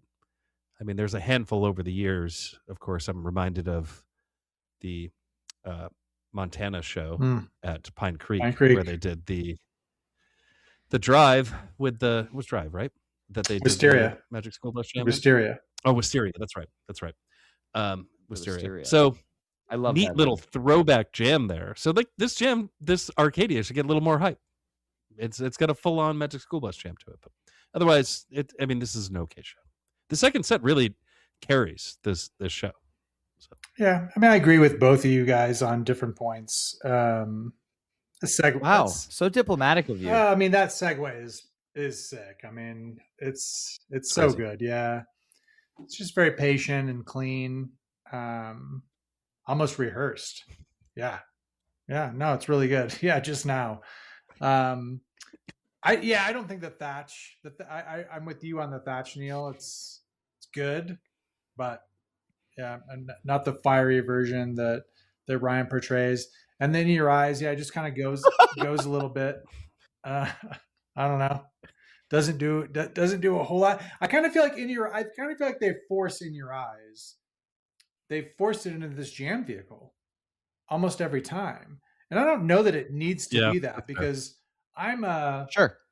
I'd like to take this opportunity to just encourage any of our younger listeners, like Ryan's age, maybe, who maybe haven't even seen Say Anything, the film, the motion picture, and because that's Ryan my connection to the song. It truly, you know what I mean? Like I can't disconnect In Your Eyes and Say Anything, just out of complete honesty. And so I love them both. But that being said, sometimes it's really hard for me to criticize how Goose plays In Your Eyes because I love the song so much, but I just don't feel like it always has to be this big jam vehicle. Like Yep. Just play In Your Eyes because it's a beautiful song. I don't know. Encore that shit even if you want to. Oh, Sure. hey. And yeah, Now we're talking. Yeah, nice Arcadia encore. That's a big Arcadia like that is a nice, pleasant surprise for an encore. Correct. All right. All right. St. Augustine, the land of the vibes. We're still in Florida. We're still doing Florida. We're still in Florida. There's more Florida shows, guys. There's lots of Florida. Yeah. Wait, who's got this one? Is it me? It's you, Neal. Oh, how about that? Okay. Well, how did I end up with big this dog? One? I'm the wrong guy to do this one. Okay. I mean, do you guys want to swap? Like, I'll do. No, I love this one. I mean, no. I will read the set list and then I actually will say nothing and I will immediately hand it off to you, Jive, because I know you have lots of words. How about that? Works. Okay. So we have set 1, Dr. Darkness, and to flow down. I mean, what? Whoa. 1-2 punch. All right. Sorry, I had to add that commentary. Dustin Hoffman, Your Direction, Indie Groove version. Strange Overtones. Yes. Hell yeah. So this is the sign that it is no longer just a Goose Miss only song. Jed Stone and Pancakes. Jive. Yeah. Yeah. I mean, I was going to start with Dustin Hoffman, and honestly, as you should. Honestly, show starts there. I love this show so much. I would say this might be my favorite show of this tour. If you were like, hey man, unfortunately you didn't get to go to any shows this tour. You know what I mean? Which I often don't when they play a ton of shows in Florida or anywhere outside of Colorado. But this might be one of the ones I'd pick outside of Mexico. Because I would pick any of those over any Florida show to actually go to. But music-wise, sorry. In all seriousness, music-wise, I really love this show. And yeah, Dr. Darkness. Hey, look, on its own, I think we're good there. Darkness Flow Down. Oh, that's I wouldn't leave. Yeah, like I definitely wouldn't have left. Before Dustin, Dustin Hoffman, for the record. But man, the rest of this set is just this. Dustin Hoffman is incredible. This is a really strong jam. I think this jam needs to be a little bit higher in some of the other playlists I've seen. Your Direction, new version, old version, still love the song, and I seeing Dustin, Your Direction together, that's good for me. I like it. I like the pairing. I'm with you, Neal. As soon as I heard Strange Overtones was not going to be just a one-time deal, immediately thought of you, and then quick fist bump, because I'm right there with you. Strange Overtones, and then one other cover from Goose Miss. I'm a huge fan of it. Love seeing in rotation. Jed Stone Pancakes, yeah, really hot way to end the set with a nice little ballady Jed Stone, and then a strong Pancakes. So yeah, I love this first set, and again, even with all jokes aside, even with the Darkness Flow Down, 1-2 punch, weak punch, kind of a glancing blow, maybe. This ends up being a super hot set for me. Rhymestorm, what do you got? Yeah, he's got Mr. Poo Poo Face over here. Okay, all right. Well, speaking of Poo Poo Face, Dr. Darkness Flow Down to open. I love this Dustin though. I talked about kind of what they're doing with Dustin on this tour after the Asheville version, and this one is just that, but longer. You kind of get, Neal and I talked about this on the day after show. You get 3 very similar jams in this show. Yes. And this Dustin does a great job of hanging out in this space, but keeping you engaged, different to the In Your Eyes from Clearwater. I feel like, this one keeps you engaged a little better. Also very excited to see Strange Overtones come back. I will echo both of you in that sentiment. Jed Stone in the first set, always a treat. And Pancakes also doing the slow build hangout in one space thing. What a surprise. I wonder if they'll do that again in this show. So cynical. I mean, that's the funny part about this show. So the thing to note about this particular show is the Dustin Hoffman. This is the third longest version ever played. Oh, And yes, so it doesn't the big three from last year, of course, are San Francisco, one that I can't remember, and then Colorado, Vegas. Thank you. So the Vegas and San Francisco ones are the longer versions. This one being the third. Colorado, which is actually my favorite version of Dustin Hoffman ever, was about 17 minutes. I want to say 18. 17. Okay, fine. About 17. Would you say that 17 is about 18, or whatever? Well, whatever. So 17 minutes and 54 seconds. You know, that's call it 17. I mean, you can call it can 17 or 18. On that. My point is here, this one doesn't do as much as any of those three, but it's still quite good, and I like it. So they should continue doing 20-minute versions of this song. I think it's awesome. The Strange Overtones, we've already said, is amazing, and the fact that it is like in Goose's catalog, like, is nuts. And the one thing I have to say as a huge fan of this song is I hope Rick can like find his way in this song and not necessarily have to do it exactly the way that David Byrne does it. He doesn't have to do the falsetto through the whole thing.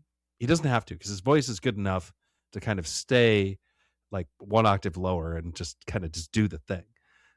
But you know, he goes full falsetto in this thing, and that is a challenging zone for Rick to be in, and like he really pushes the limits on it, which I think is great. I think that he the fact that he's pushing himself vocally is awesome. But you know, maybe think about like where his voice lands versus David Byrne's.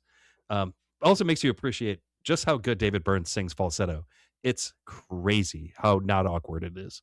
But in any case, this is excellent. And then this Judd Stone is like one of my favorites to date. There's a better one coming. And then, yes, this Pancakes does the same exact jam that happens in the Dustin Hoffman. They just like bring it right back. They're like, hey, sick, we like that jam. Let's just do it again. So, yeah, that's the show. Well, so it's funny that you say that, Neal, because I wanted to come back around on the fact that I don't know if this is the first time that we've seen Dustin Hoffman and Pancakes in the same set, but obviously I'm probably not alone in every time I hear Dustin Hoffman, I hear, oh, this could just drop right into the end of Pancakes, or to just the Pancakes refrain or whatever. And so I'm expecting at some point, someday, we're going to get some massive sandwich Pancakes, Dustin, stack. Maybe a sandwich. But you know, also, Neal, to your point about the falsetto, that's interesting because I think he pulls off the strange overtones fairly well. But I feel like I think some of the same thoughts that you're thinking about Burn the Witch, where I was like, man, that's such really challenging. It's a challenging song to sing. I'm not trying to do it. No, God, no. Like Tom York, like that shit's hard. That shit's real hard. Well, should we wait to talk about Burn the Witch until we get to Burn the Witch, and then should we talk about the second set of night one first? Okay. Fine. I am doing the set list. How about that? Yeah, that's you. Okay, set 2, Good to Be, into Arrow, into Bob Don. Not full arrows, by the way. Bob Don with. Yes, thank you. Arrow, full into Hollywood Nights. This is controversial, by the way. This is very like controversial stuff. It's not controversial. You were on set list duty. Yeah, because I was at Fish and you fucked it up. I had to make it go. I don't think I fucked it up. I'm telling you, Neal, you fucked it up. I consulted the team and we came to you a and consensus. The team were wrong. Okay. But luckily Peter was right. And then back into Arrow. Well, like, I mean, it's anybody's call here. And I think of like what the band would normally do, and that going back into Arrow before Hollywood Nights sometimes would get called that and sometimes wouldn't. So in this case, they chose to call it that, and I was doing my best to predict what Peter would say, and I was wrong, and that's okay. In any case, That doesn't matter. None of that matters. What matters here is that this is an excellently written second set. You have a segue fest. It is. I mean, it's good stuff. It is. I mean, this Good to Be is hefty. I mean, this is the best example of this jamming style that you get in this show out of the 3 jams. 29 minutes, goat Good to Be. And I will say, listening to this yesterday, after a few days of not listening to it, it went up my playlist several notches. I don't think I was giving it the due that it needed, and I think I am now. But I like this jam quite a bit, and I'm excited to see what they do with Good to Be in the future. Otherwise, I mean, the rest of the set is fun. Bob Don, nice with triple decker arrow is it's a nice novelty. It was Hollywood Nights. Hollywood Biscuits. You're the only one I've heard say that. The real Biscuits jam comes later. I mean, I think this is. Wait, you said it sounds like Biscuits. That's right. I forget about that. Oh yeah, I mean, I think, I mean, I don't want to say the whole band. I mean, Rick is doing some, Barber-esque playing about 6 or so minutes into this. And then I caught her. Obviously, it's easy for him to kick onto that and make that sound like a Biscuits jam. But yeah, I love it. I think it sounds great. By the way, I mean, I would take a jam like this that I would consider kind of a Biscuit sounding jam, probably ahead of any most Goose jams that I've heard, if I'm completely honest. So anyway. You should listen to the Helicopters from Gonzo. I heard that. I heard somebody telling me that, and I will. I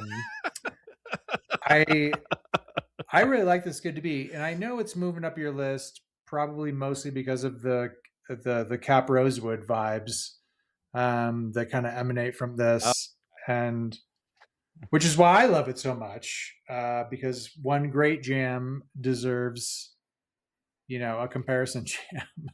And that's what we have here in my book. I love it. And by the way, like, I haven't really talked about Good to Be before tonight, publicly. I love this song, and publicly I think we knew it was going to be a jam vehicle. So no real surprises here. So we'll see what they do with it. I think we've seen a few attempts at different styles of jamming coming out of it. This one's awesome. And to me, this isn't one of those 29-minute jams that feels too long. I love the groove, and I think it's great. I think it passes the time really nicely. And yeah, Arrow, Bob Don, Hollywood Biscuits, Arrow to close it out. It's fun. This is fun stuff. This is definitely one of the shows where, again, I think from Dustin on, this is just nonstop, just good times, good vibes. What you will. This is great. And then the encore to top that off, and another. Now this is the Empress sandwich to talk about. It's yes, go yes, not Empress.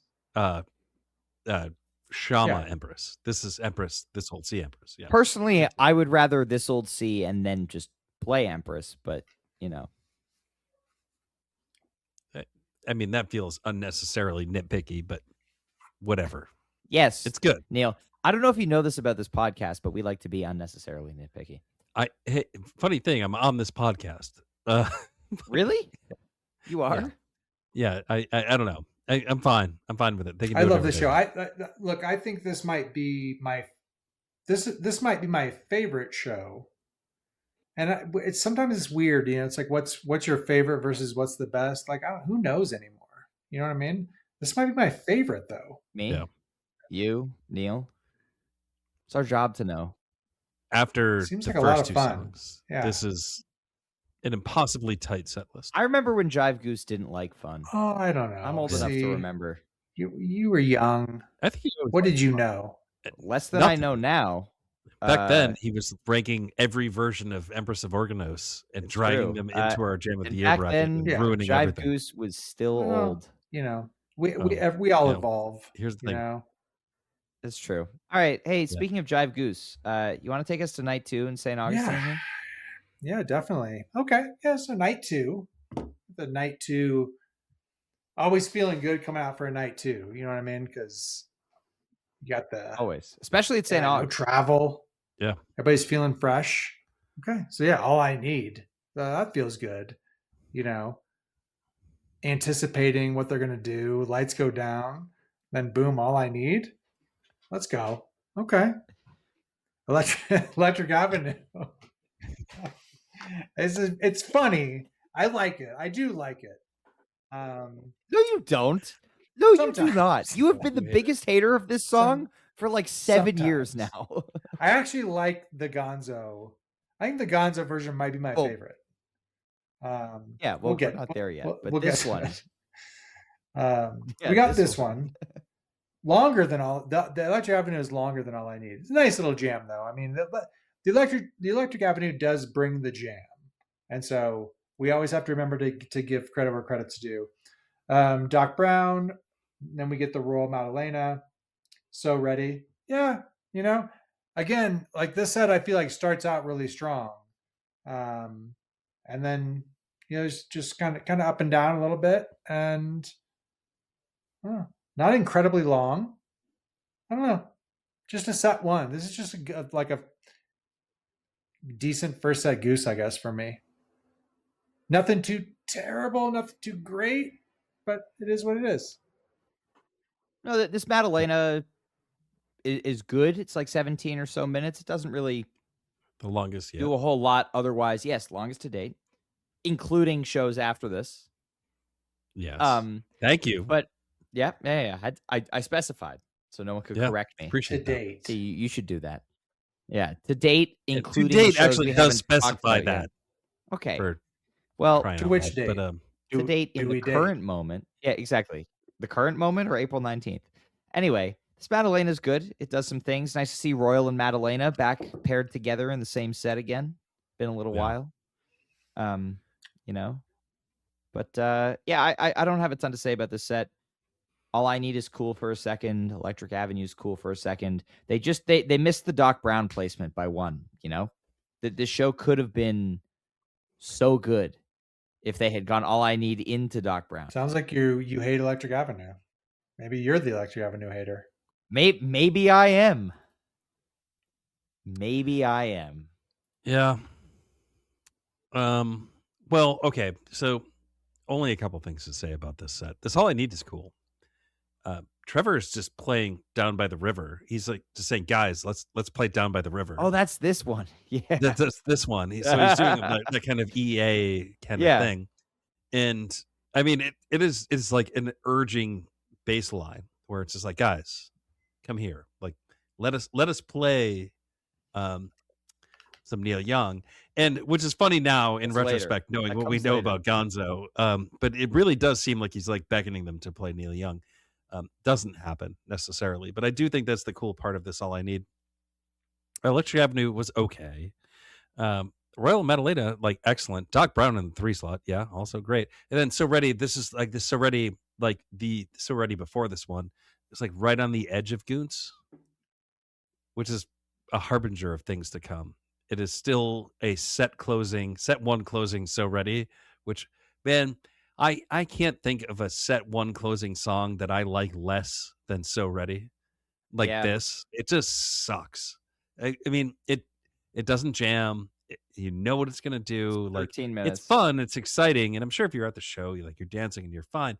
But like in terms of like a flow of a show that I want to like listen to again as like somebody who's like listening on Nugs or whatever, that ain't it. And so I do kind of really despise the set closing So Ready. So that happens here. So that's all I really have to say about this set.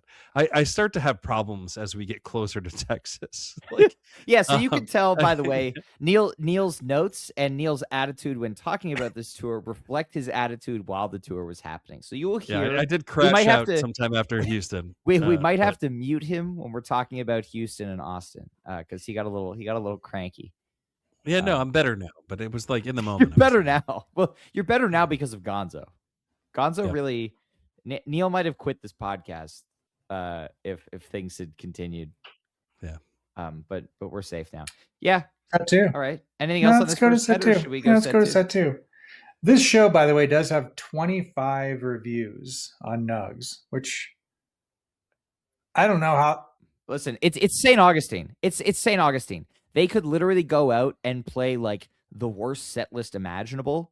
Like this second set could have been Dr. Darkness, Flow Down, Silver Rising, California Magic, Butter Rum, and people would have been like, greatest show ever. Because the thing about St. Augustine is that the energy in that venue is just unlike any other venue you can possibly go to. And if you've never been to St. Augustine, hopefully Goose goes back relatively soon. Would love to see a 3-night run there. But if you are able to go, you need to go, because that place is amazing. The town's great, but the venue is unlike any. Sounds like it's venue. the show the energy Florida. In there.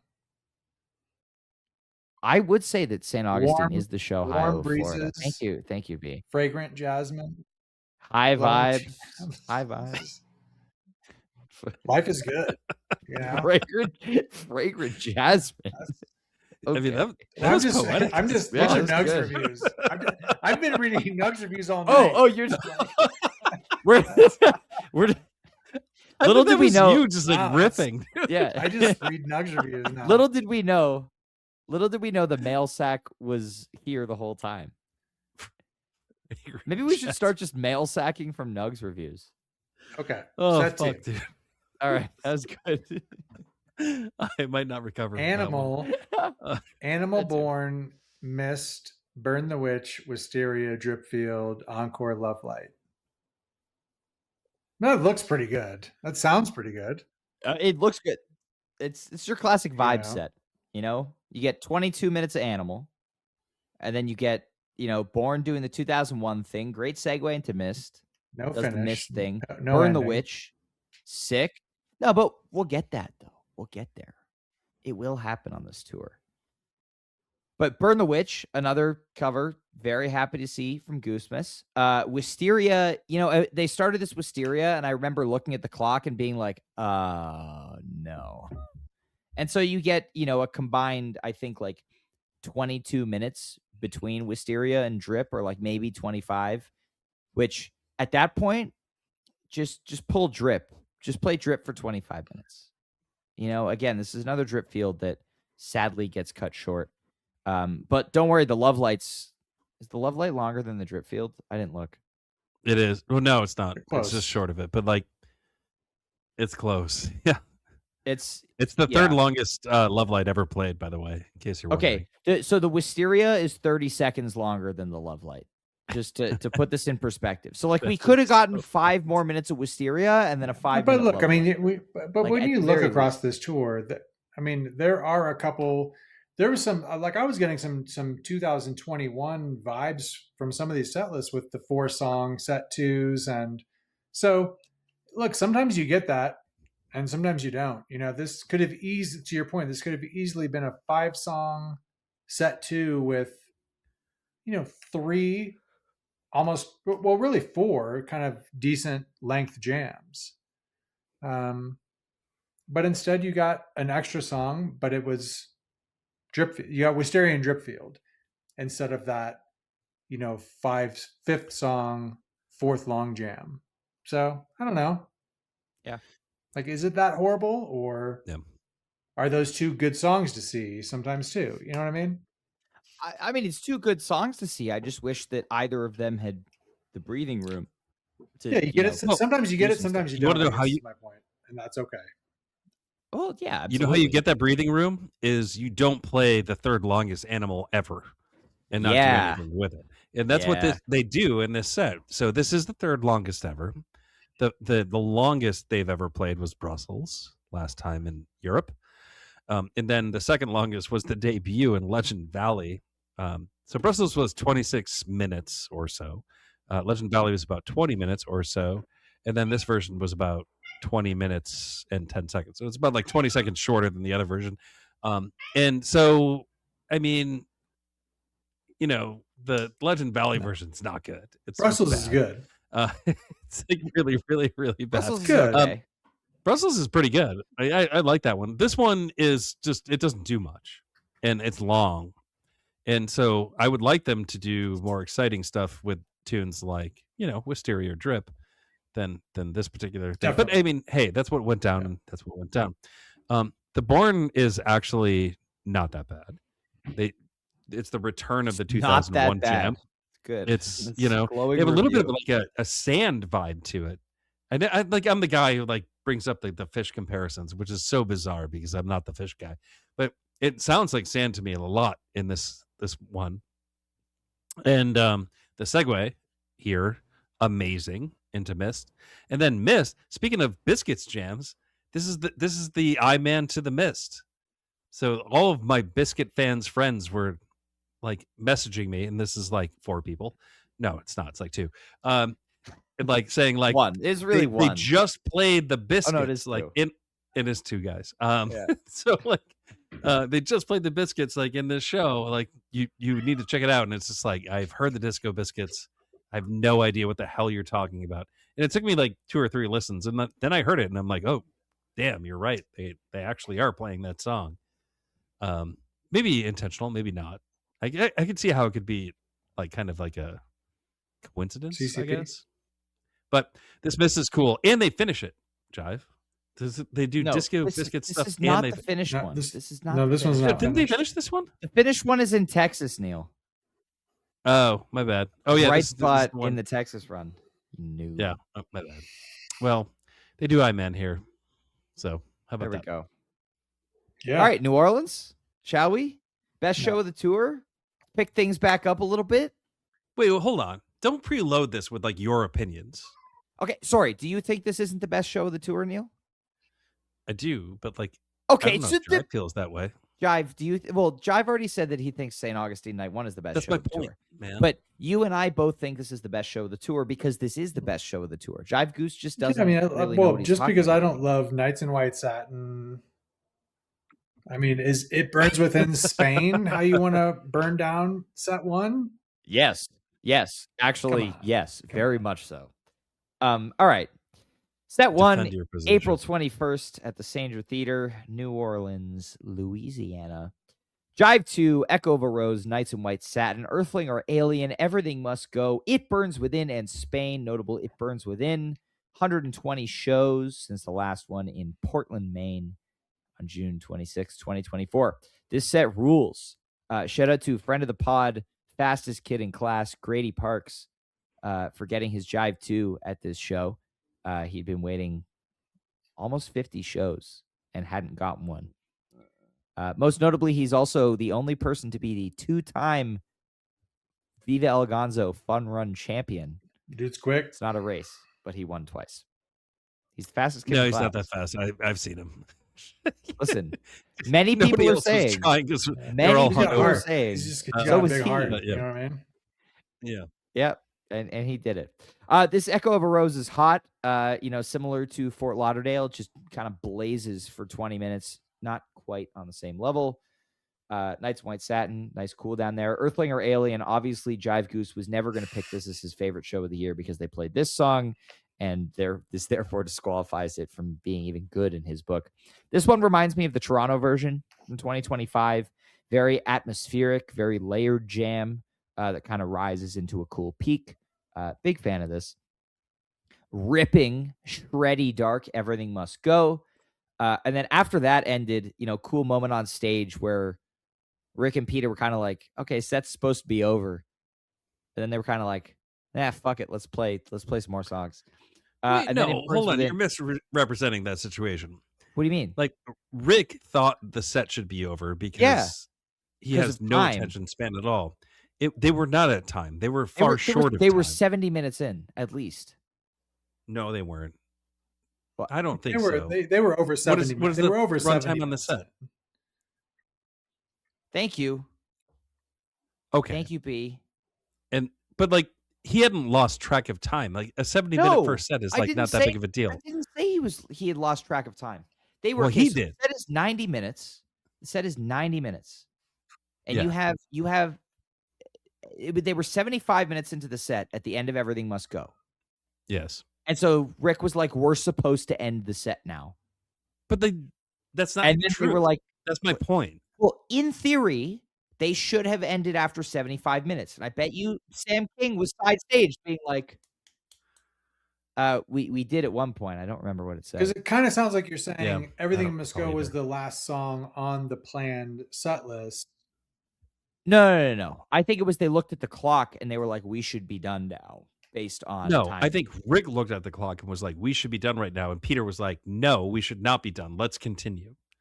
Regardless, that is my take. They played 2 more songs and it was sick. Yes. Can we agree on that? That's the funny part of the conversation is Rick is like, oh, like we're done. And then Peter's like, no, let's play. And then Rick turns to him and he's like, well, okay, which one? And Peter's like, both. Yeah. And so that's how you get both songs. Yeah. Because Peter knew there was time to play both. I was very, very excited about It Burns Within, personally. And then Spain. I was also excited about it. But this set is great. There are 3 notable jams in this set, which is, more than we get from a lot of sets on this tour. And I'm a fan. That's it? That's all you got to say? I mean, I already went through song by song what I thought of this set. All right. I mean, Echo's hot. Earthling or Alien is weirdly good. Yeah. It's like slow funk and then kind of gets into like this like weird vibey space out of that, which I think is amazing and unusual for that song. Toronto vibe. The EMG, I'm trying to remember now. Like, I'm not looking at my notes, but it's dark. Is this the one that heavy, goes like completely haywire for a bit? Yes. Yeah. That's the one. So this is great there, and then of course, Burns Within is always amazing. I mean, how many times have they played this? It's like maybe the 5th time they've ever played it live. No, it's more than that. It's been played 11 times. Wait, since when though? 2014. Since South Farm, so there were 2 known versions before South Farms. Oh, okay. Oh, wow, really? They played it. You that should many tell times people what South Farms means because I don't know that everybody. So South Farms was a pod show that they played in fall of 2020. If you want to hear more about it, you should go listen to our fall 2020 retrospective episode. That's too much. Last fall. I was just saying, like, South Farms. Not everybody knows. That's from 2020. I didn't know how far.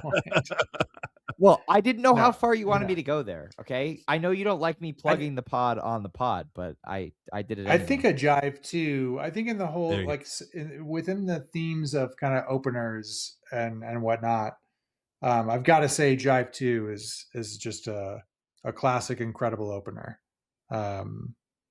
That's a super feel good first few notes when you're kind of amped up, ready for the show to start. I don't know. I've never been a Knights in White Satin fan. It just doesn't really. That's a tough one for me. It's a really tough one for me. And then speaking of fast forwarding, I think if you fast forward 10 or so minutes into Earthling or Alien, you get to this really nice jam, which I agree is really good. And I don't know, I love It Burns Within. I think it's a great song. I think they should play it more, but this feels like it should have gone maybe Earthling or Alien, It Burns Within. And then Spain and EMG probably could be swapped. I'd take either one as a set closer, but as it sits right here, I don't know.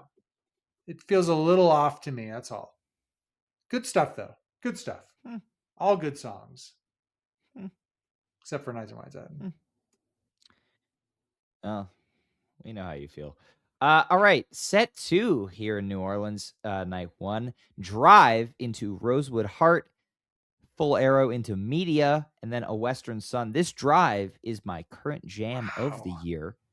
I love this jam.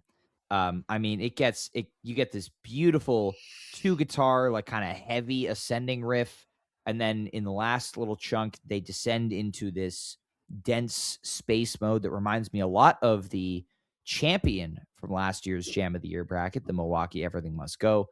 Love this shit. Rosewood is solid, does the Rosewood thing, segue into like just all balls to the walls Goose Media, which was a lot of fun, and then a rockin' Western Sun. Nothing crazy in this one, just a big peak. There is a better Western Sun to come later on this tour that we're going to talk about, and a half-step encore. Nice and short, nice and concise, nice and fun. Neal? Yeah. So you left something out in this second set, which is it opens with a bust out of the Peter Pazzi rap. Oh, and I know Jive yes. knows what I'm talking about. I know what you're talking about too. What? Yeah. I mean, Peter comes on stage and he's, it's good to be alive.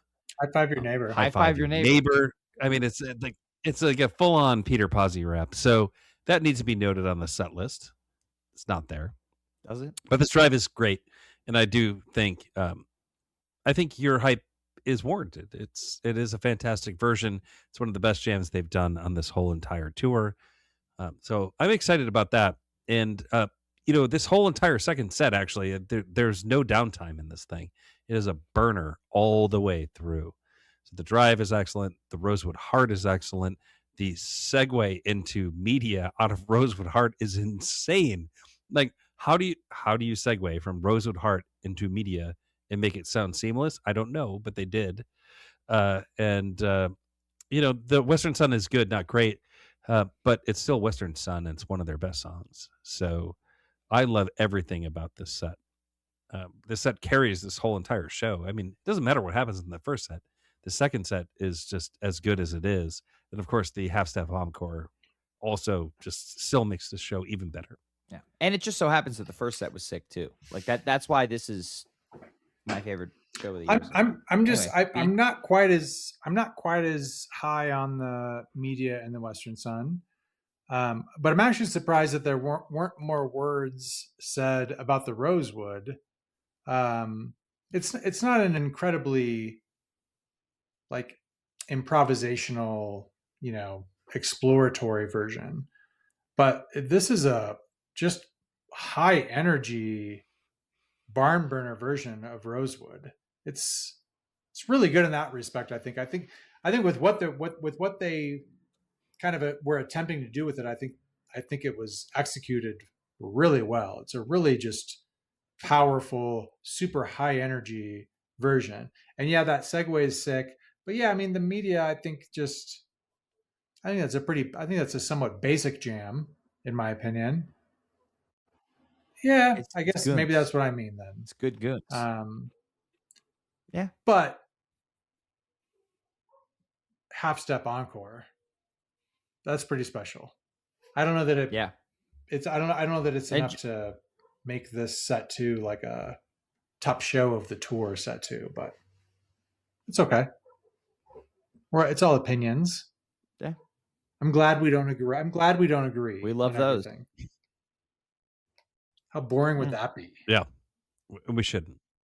I get worried when you and Neal agree on everything, honestly. That's just a matter of taste, I think, more than anything. Tend to have the right opinion. That's good taste. Yeah. Yeah, it's good taste. Some people have it, some don't. All right. So night two? Night two, New Orleans. Time to party.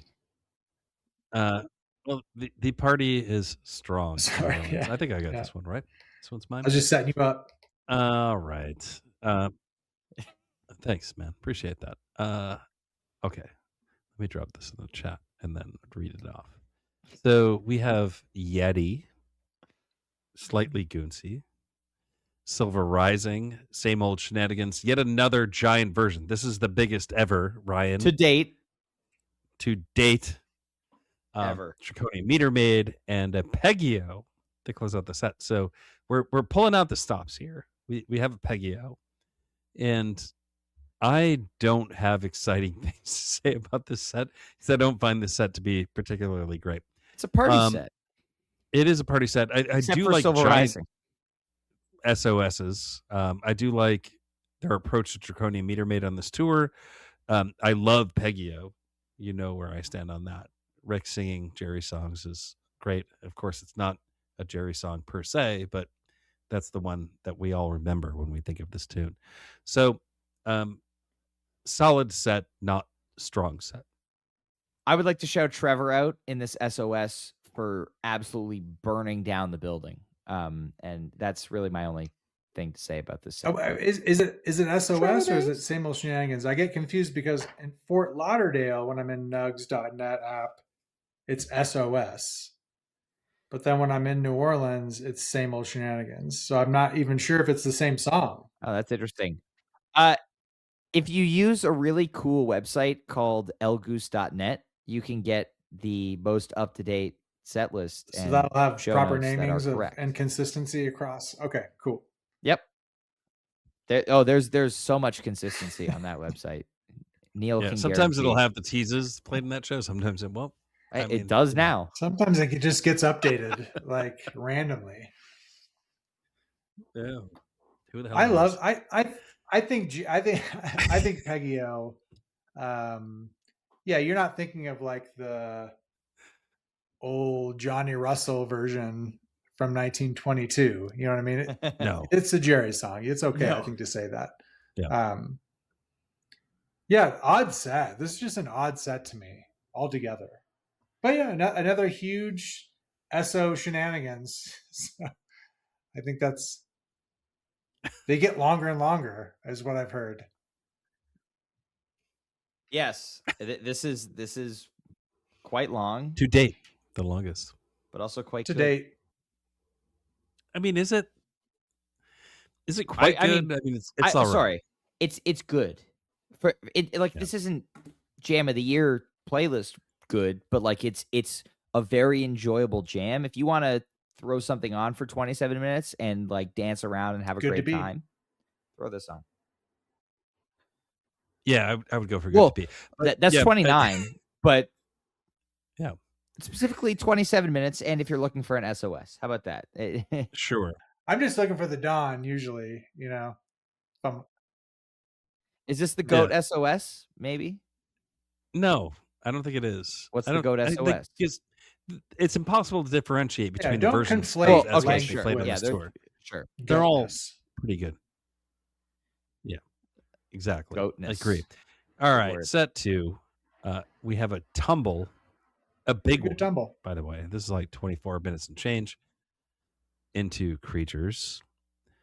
Full arrow into Creatures, into Slow Ready, into Somebody's Watching Me. Guest appearance. Guest keyboardist. Not Proper Goose. Joel from Humphreys. Yeah, not Proper Goose, as they say. No. And then an encore of Arcadia again, not Proper Goose. Joel, who's a fantastic guy. Shout out to friend of the pod, Joel Cummins. I was guesting. Yeah, on I mean, sorry, I wanted to hear Joel singing Somebody's Watching Me when I first came across this. I was kind of looking forward to that. Does he sing it for Humphreys? I'm not hip to this. Does Humphreys play it?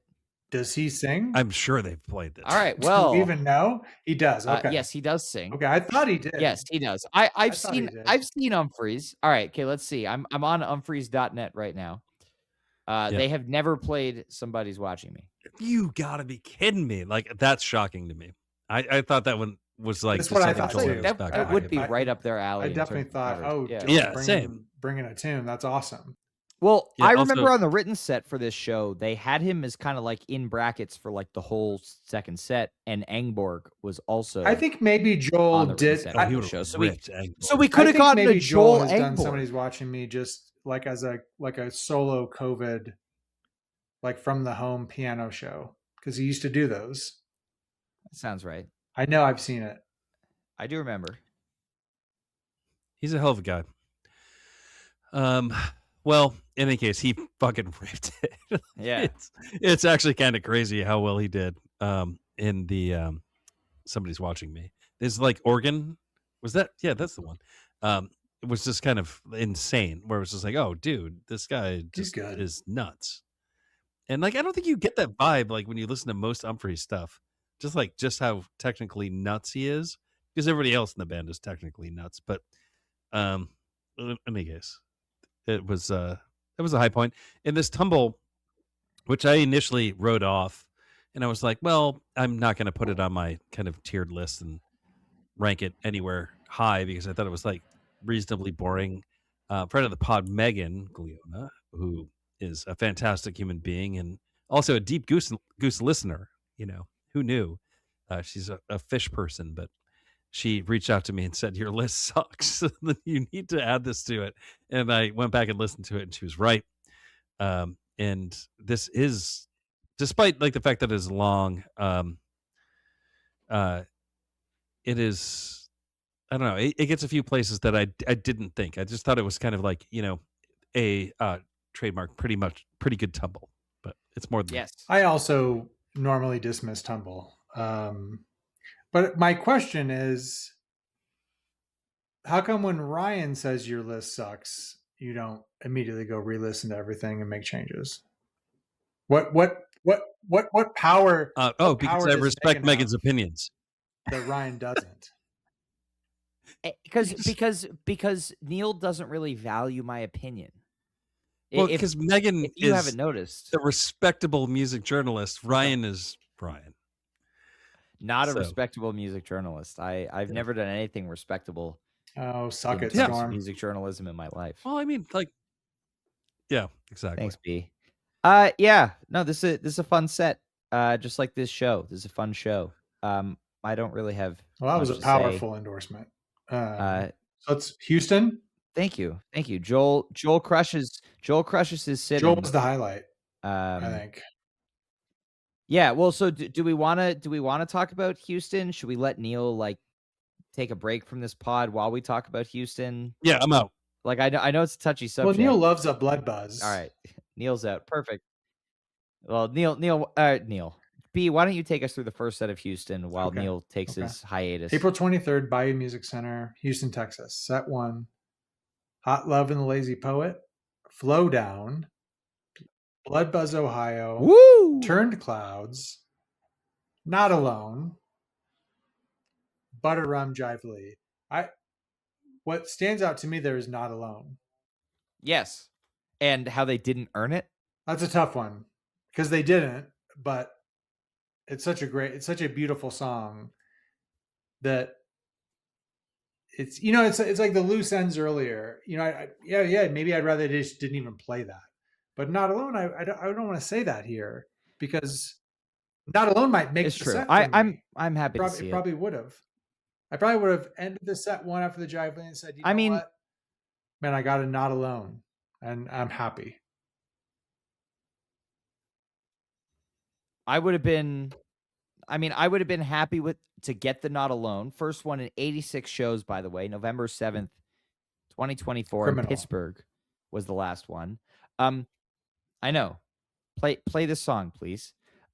What I will say is that this Butter Rum Jive Lee combo is pretty funny because they basically do the same jam twice in a row. But it's this. I just remember they finish the rum and then they start jamming Lee and they just immediately slip right back into the same groove. And I think that's pretty funny. But this is a solid combo. But otherwise, I mean, Hot Love Flow Down, man, that's something. It's really up and down. You know what I mean? I don't know. I like Hot Love. I like Blood Buzz. I like Not Alone. I like Jive Lee. You know what I mean? So for me, that was really up and down. Okay, set 2. Yeah. Fly through this one here. Hunger Sight, Redbird, Tomorrow Never Knows, Arrow, Travelers, Thatch.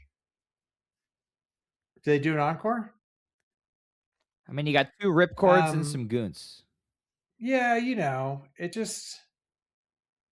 it's another one where I think it can be a little deceiving, in terms of how it looks on paper, how it sounds on re-listen, what the experience might have been like. I don't know. There's some decent stuff in here, right? I think everybody had a good time. Yeah, I mean, I'm sure, but I'm going to say that there are some great ideas in both the Hunger Sight and the Redbird. The Hunger Sight goes into this slow, heavy rock jam, which is really cool, but then they kind of pull out of it. And then Redbird, there's this build in there. They get into this major key, and the build, especially with the way Rick's playing, very unique from what you usually hear from them. But then they decide they don't want to keep doing that, and they go into Tomorrow Never Knows, which honestly I could, do without. But you get some goons, then they play Arrow for a bit. You get a Travelers, you get a Standard Thatch, and they didn't encore at this show, unfortunately. They walked off after Thatch, and that was it. What a sham! What a sham! What a shame that is. What a shame. We ready to talk about Austin? Well, okay. Well, I he's have back. thoughts. Oh, you're back. Neal's back. I'm here. You took a I walked break. away for that first set. I did crash out after the show, but I do think the Hunger site is quite good. It's full on Zeppelin vibes in this thing. Yeah, It's this big exactly. bluesy rock, and I think that thing is worth checking out. And otherwise, not so much. I, if you followed along with the day after show, I started getting disenchanted with the way these shows were going, and it started with this show. So, you know, there's highs and lows on a tour, man.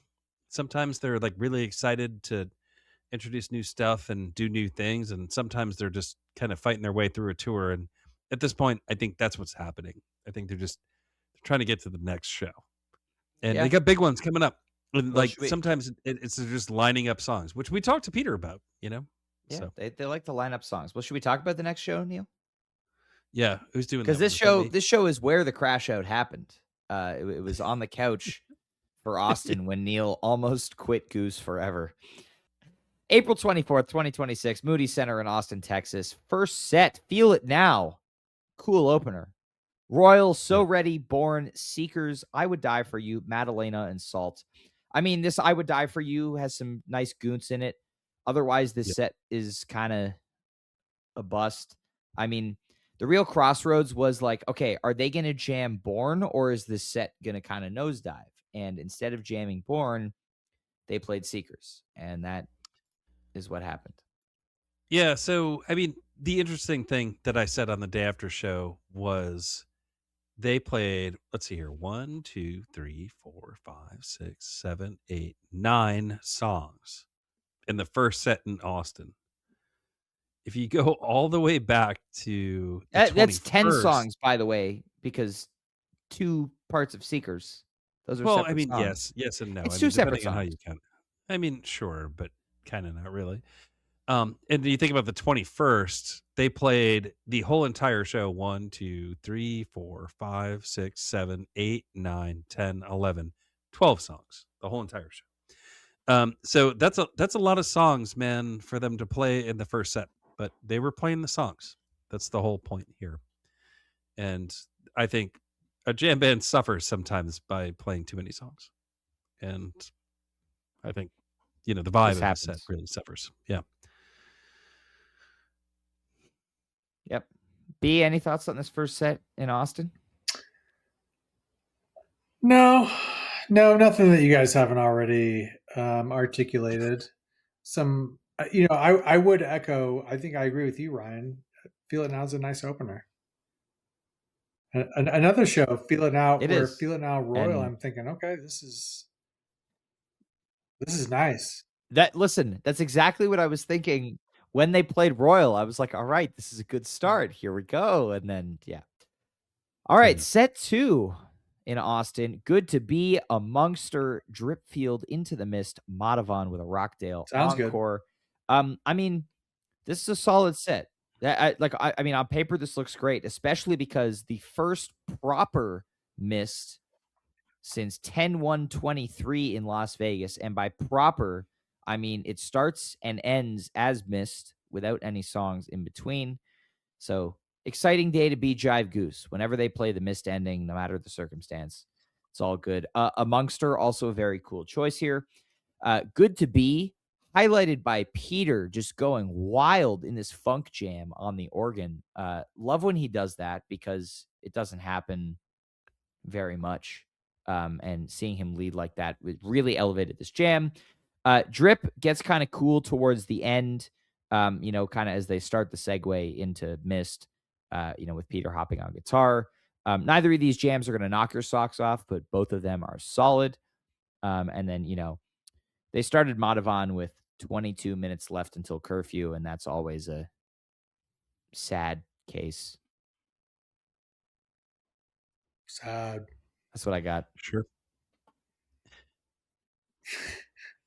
Sad, right? Storm. I mean, everyone hates it. Okay. So high points here are Amongster. I think that's exciting, showing up in a set. I think Good to Be is a decently lengthy Dramophone Jam. So that's this one. So that's the one of the more exciting versions of Good to Be. I think there are three versions that stand out. There's the version that kind of is blissy. There's the version with the big peak that Jive loves, and then of course this one that is kind of funky Dramophone Jam. Otherwise, I think folks really like this trip. It's long. It goes a couple of places. I'm not particularly psyched about any of them.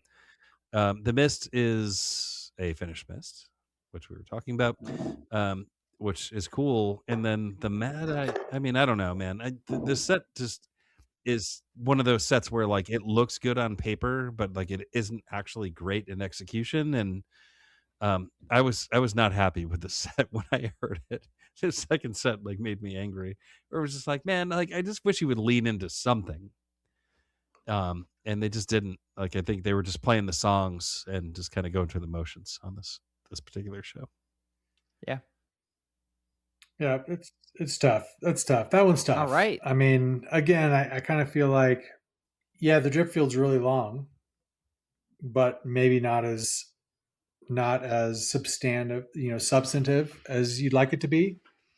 And then you get like a Rockdale, like kind of a short Rockdale encore. So it almost makes you sometimes it makes me feel like the fact that that encore is Rockdale that's abbreviated is worse than if it was like a jammed out Love Light. Don't do it. Right, so it's tough because these are all good. There's effort in the jammed out Love Light songs. I mean, it's a good. Yeah. I don't know. I just feel like the experience of this must have been good. Good to be a Monkster, Dripfield, Miss Madhavan, Rockdale. That's fun. That's good stuff. You know what I mean?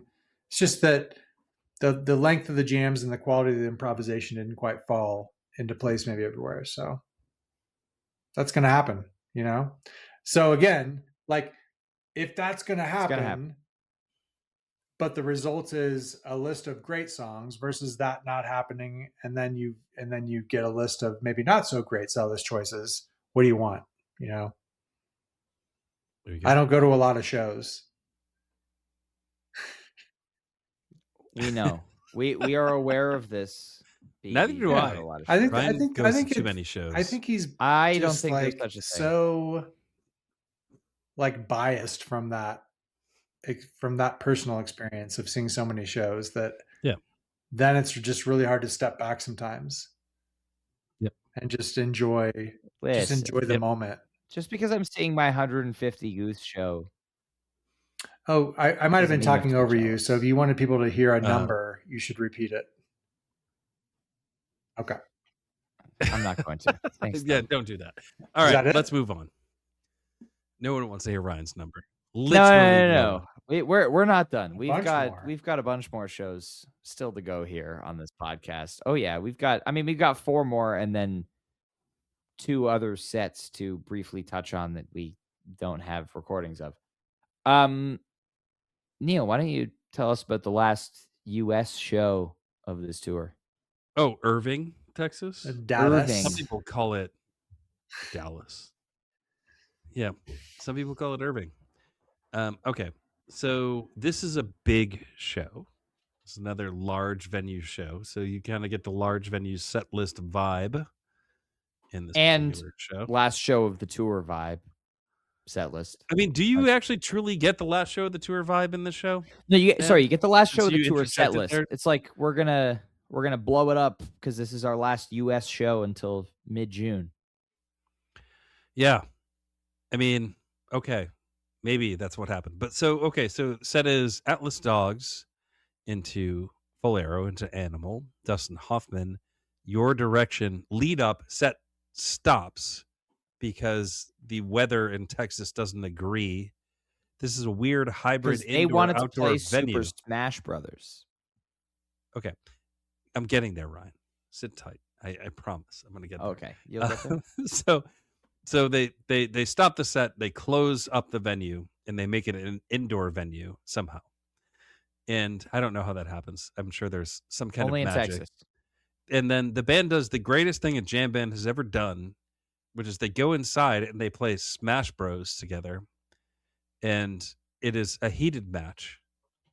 I am not a gamer or someone who watches gamers, but I will watch that every day of the week because it looked fantastic. I could have dealt with more like, anger, frustration, like dudes like punching other dudes. They all As remain one does when remarkably they play. composed, as Yeah, I yeah. do. Anyone Nobody who has says ever like, played a board game or a video game with me, or really yeah, been around me, you can kind of infer that I would get really worked up over that sort of thing. not rage over getting destroyed in the game. Yet somehow they didn't.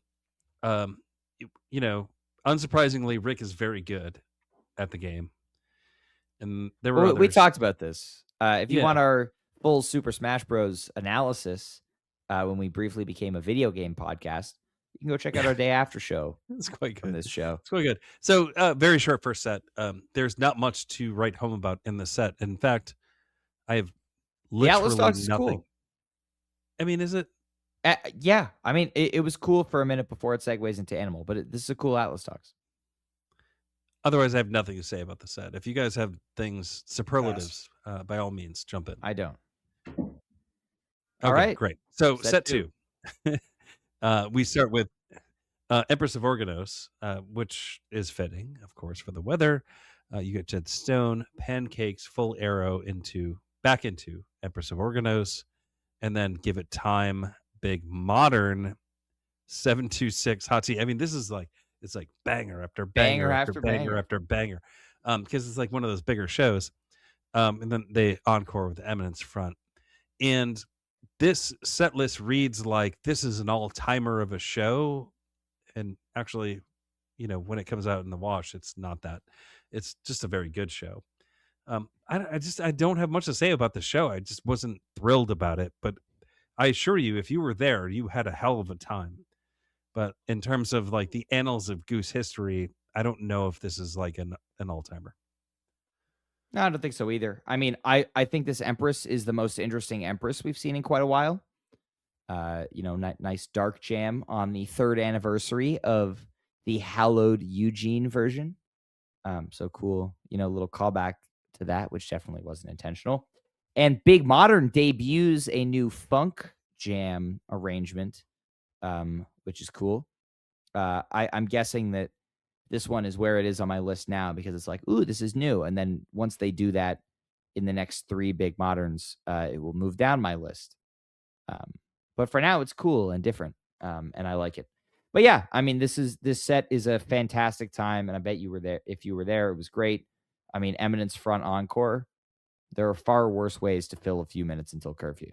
Could have been Love Light. Could have been. Yeah, and I guess the only thing to add is that the Eminence front would be the last U.S. Goose song to date. Thank you.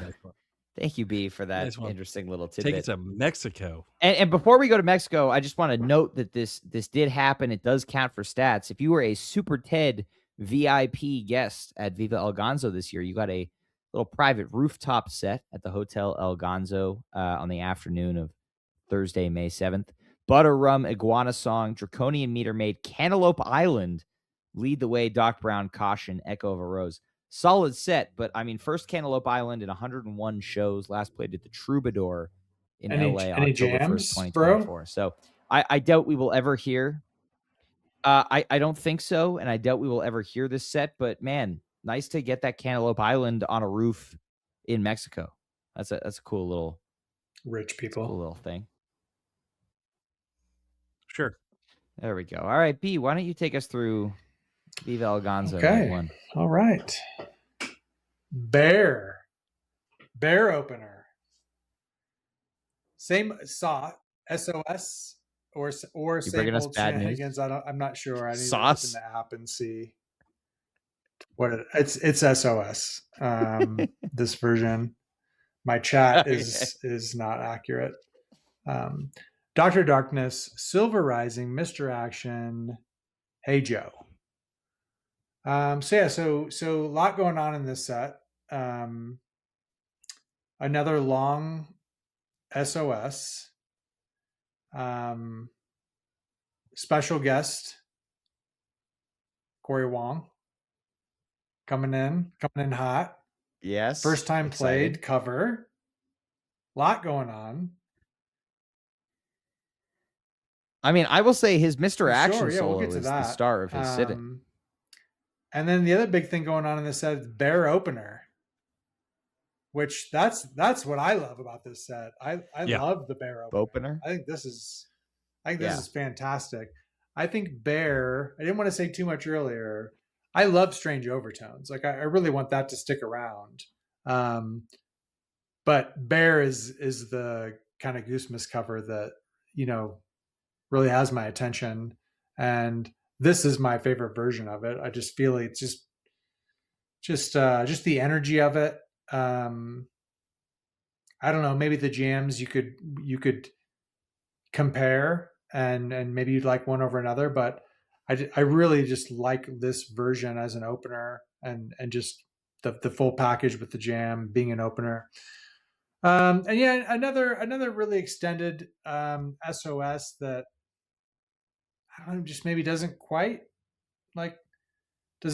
feel as big as the timestamp might kind of lead you to want to feel, if that makes sense. And then Darkness Rising, and then the Mr. Action, to your point, Ryan.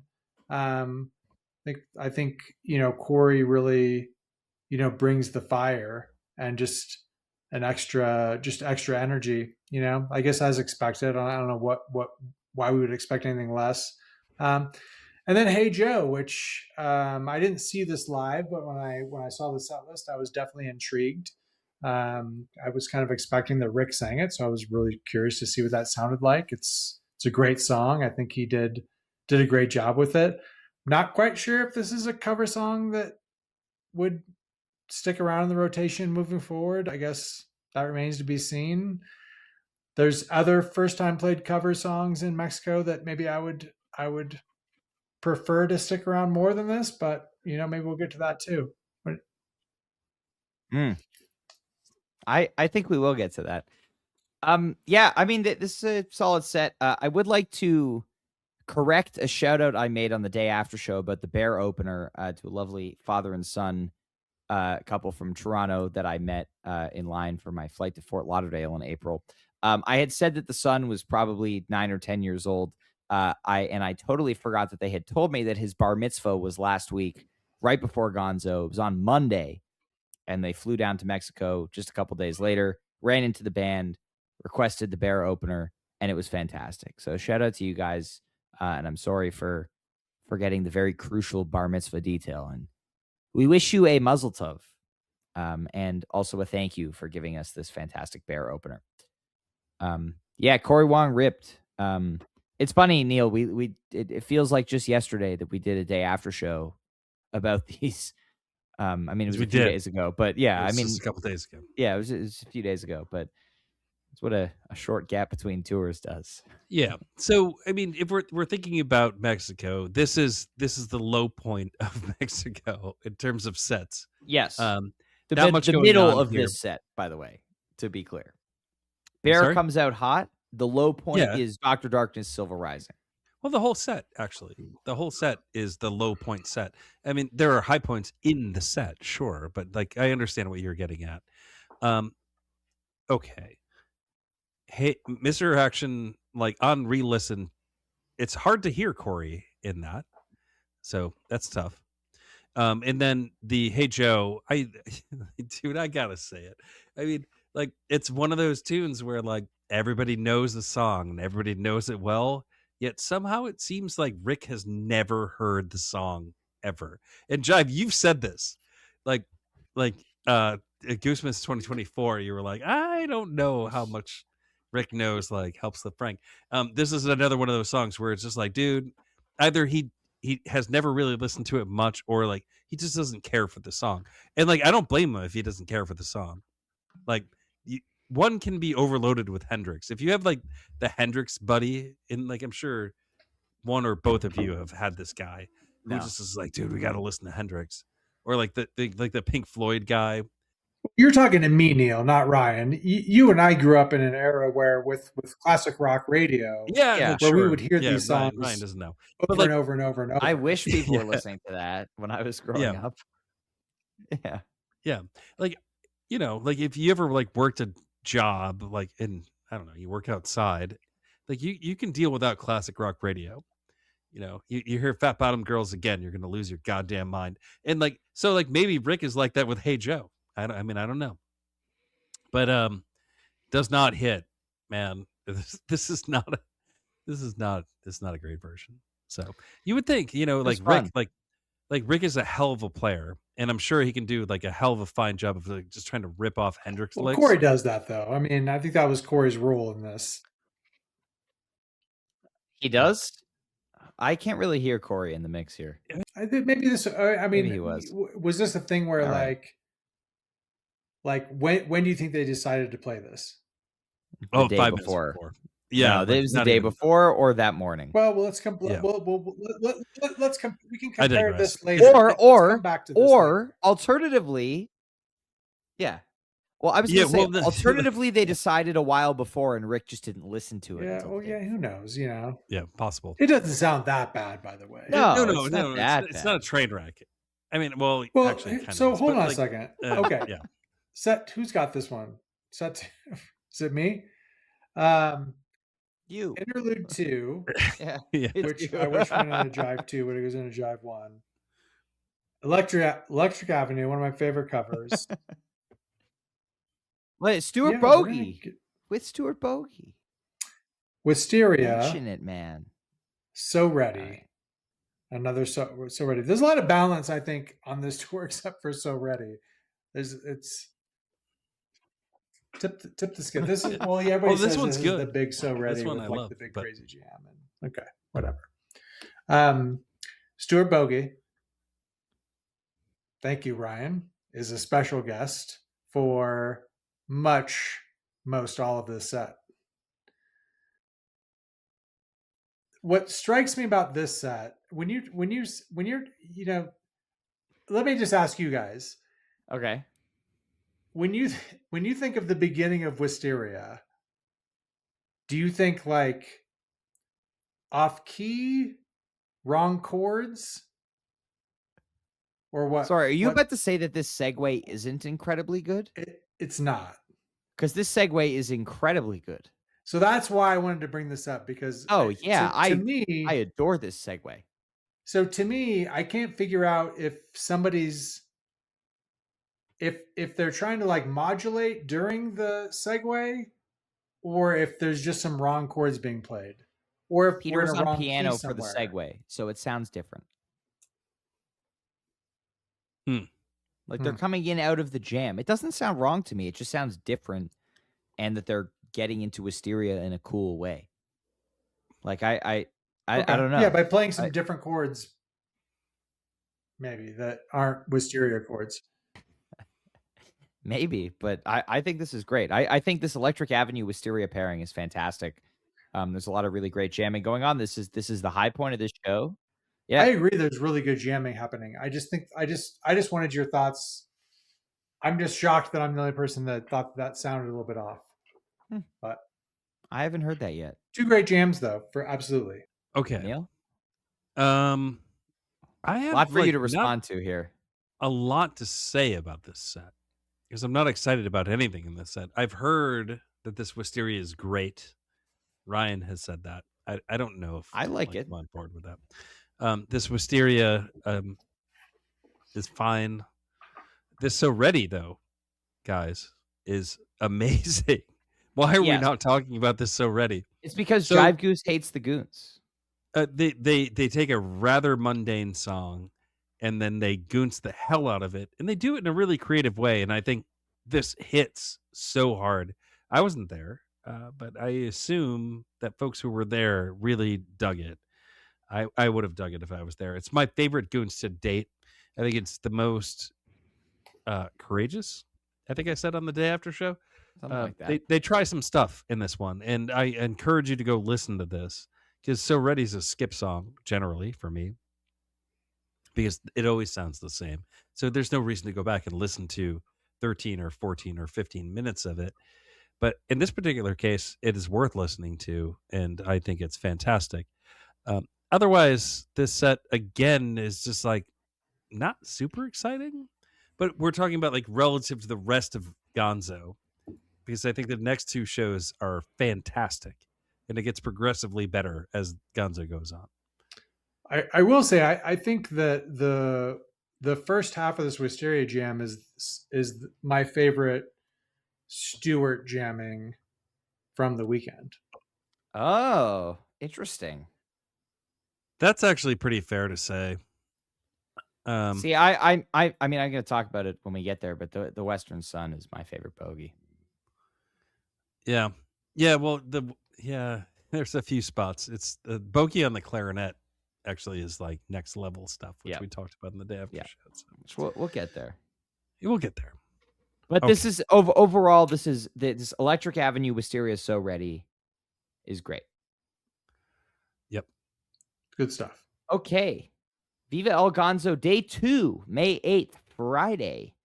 We got first set, Born, Yeti, Moving Out, Anthony's song, Big Bust Out, 332 shows, last played November 10th, 2021, with Bogey, followed by All I Need, and then Jed Stone. I mean, this is immediately better flow, more confidence than the day before. Yeti just goes all out Goons party mode for like 17 minutes, which is crazy because this is close to the longest Yeti ever. Oh, it's 16 minutes. This is the third longest Yeti ever. The longest Yeti ever being The Pines, followed by Kenny's West Side from Peoria.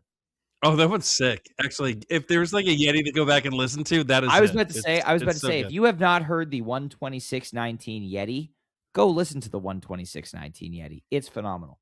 And this displaced 926.23, my personal favorite Yeti, for the number 3 slot. Isn't that Kenny's Yeti like almost kind of Ted Tapesy? Yeah, it's like it's gorgeous. It's gorgeous. Well, no, to me it sounds like it's got the same kind of progression as the Went Gin. But that's a bold statement. Go listen to it. Go listen to it though. 126.19 Yeti, and there's Disco Inferno from that week too that also is incredibly good. That was in our 2019 Jam of the Year bracket, which we never did. We did it privately. We've been. The winner was Buffalo Arcadia. Sure. Mousetrap Monavon. I don't know. Anyway, May 8th, 2026, first set. This Born is cool. Slow Jam comes back. Very exciting to hear. Yeti does the thing. Moving Out is a bust out. This All I Need. Very cool for its short runtime. Gets a lot done. You know, we talked about it on the day after show, but that one little kind of jazzy minor chord that they hit really just, it gets me in the right spot. And then the first ever jammed out Jed Stone. Very beautiful. A lot of notes happening. A lot of amazing interplay. And I love this. And I'm curious to see where Jed Stone goes from here. That's what I got. Yeah. Man, I don't even know where to begin here. This Jed Stone is the best they've ever played. So that's the one thing I want to say about the set first and foremost. Moving Out is a gigantic bust out, and I hope it is another gigantic bust out when they play it again. Not a fan. Not even close. I do like the fact that they goonsed Yeti in this set. I'm doing this out of order, but it is what it is. Otherwise, here we are. I mean, that's it. That's what I have to say about the set. I mean, there's lots of good jamming going on in the set. I really like this Born. I like the fact that like they kind of extended this Born and jammed it out a little bit. I like this All I Need. Also, same kind of deal. I don't have words to describe what I like about it, but like it does the thing that like All I Needs do. There's nothing exceptional about it, but it's still great. And again, this Jed Stone is the GOAT. So I know Jive was hesitant to use the word GOAT to describe anything on this podcast today, but this one I think is a fair characterization. Yeah, that's probably another spot where you could use it. I'll allow it. And you'll allow it? Oh, thank God. Thanks, man. And Neal, we're in complete agreement on moving out. And yeah, I mean, the set's good. The Yeti moving out, that's just, for me, that one's rough. But good stuff. I feel like maybe I'm trying to put myself in the shoes or the sandals of someone down in Mexico. I was wearing shoes. Okay. I was wearing shoes. Okay. You were the guy. You were that guy. I very much was that guy wearing shoes the whole weekend. Yeah, I just kind of wonder. I think I'm picturing like just the beach vibe, and this set doesn't match that vibe. But that's just the because show's not on the beach. Yeah, it's because I was. But you know what I mean. You know what I'm saying, though. You know what I mean. Yes, I do. It doesn't match the. Yeah, whatever. I think it was great. Just like expected vibe, the X vibe. Well, here are some vibes for you here in set 2. You get Animal into Cinnamon, Arcadia, Peach, Arcadia. This Animal does the animal thing for a while and then gets really cool in the last couple of minutes, kind of like a pulsating metallic jam. Love this little section. Cinnamon, crazy, just long form build in the Goose here. And then, love this one. Arcadia, also rare, interesting Arcadia, which is really cool. It gets us some cool bliss spaces. This is the Peach that sold me on Peach. Funnily enough, it's the only one that I've seen so far. So, attendance bias is a hell of a thing. This was hot, and then back into a nice Arcadia ending to close. Very, very good stuff in the second set, I think. Oh, man. Well, it's weird looking back at this set. We just talked about this the other day. So, I don't know, having a little bit of a rear view on this is funny. Not much to say about the Animal. The Cinnamon was excellent, I think, in this particular show. That you get about 20 minutes of Arcadia leading up to that Peach kind of segue, which is cool. And I love the fact that they kind of bring in elements of Peach into the Arcadia jam. I think that's great, especially Trevor. His bass sounded so awesome. I'm frustrated by the fact that they full stop and they don't actually segue once they had it. I talked about it. It's like a tempo thing or something wasn't just quite right, even though they had the vibe there. And so I mean I think that's cool. And then you get the Peach, and I don't know if I'm the biggest Future Islands guy, but I'm getting there. I'm working on it. And then you segue back into Arcadia, which is great. So this is a cool show. I think the funny thing about this show is I think the jamming throughout this show is excellent. I'm not super psyched about anything in particular they did, but I think this whole show is really well executed. Yeah, it's weird. I keep looking at the times of the songs and adding them up because it just feels short. Maybe that's because there's no encore. And the sets are on the shorter side. But yeah, you can't argue with, 18 minutes of Cinnamon and almost 20 minutes of Arcadia back to back. Yep. That's the strength. Okay. Before we get to night 3 of Gonzo, there's an acoustic set that only I have heard because I was there. May 9th, 2026. Atlas Dogs, Christmas Card, California Magic, Atlantic City, Master and a Hound, True Love Waits, Drive, Give It Time, all with Michaela Davis. It was fantastic, and I would just like to say that I implore Goose to not wait until September this year to release the recordings from this, because it was awesome, and everyone should hear it. Okay, let's talk about this fucking show.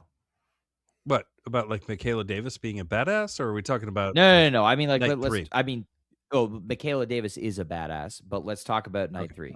I just wanted to underscore the fact that Michaela Davis is badass. Yeah, and I love the fact that 2 years running they have these incredible female musicians showing up to prove to the rest of these guys that they have a lot to learn. And so I'm looking forward to listening to her curb stomp Rick again for 2 years running as a female musician. Yes. I mean, also, you mean a female musician curb stomping Rick? Yes, 2 years in a row at the acoustic set. Yeah. Yeah. So I'm looking forward to that. In any case, I believe I have this. I get the last word. How did that happen? Yet here we are. Luck of the draw here. Okay. All right. Set 1, third night of Gonzo. Open that shit. Hot tea. Good to be. Western Sun. Media. And Torero. New feel Torero.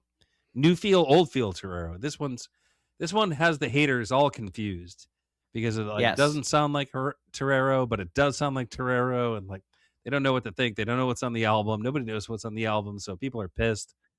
I mean, we've heard the track at this point, but in any case, point I'm trying to make here is nobody knows what to make of all of this. Everyone wants to hate the new Torero, yet we have the new Torero and the old sound. Okay. So hot tea opens the show. Hot tea with horns is good. Always. With horn. One horn. Horns. You know what I'm getting at. But they don't play the horns arrangement of hot tea. They have a guy playing a horn. Yes? There we go. Okay. That's what I said. And then we get an excellent version of A Western Sun. Which, again, has... Can I say horns or a horn? A horn. What am I allowed to say? It has a horn. Okay. It's a horny Western Sun. No, not saying that. Not even. You could say avec horn. Avec le horn. Avec le horn. Yeah, there we go. Avec le saxophone. Is saxophone actually the way the French say it? No, is it a woodwind? So. I could look it up though. It is woodwind. It has a reed. You're just therefore it is the notes, woodwind. Man. It's not brass.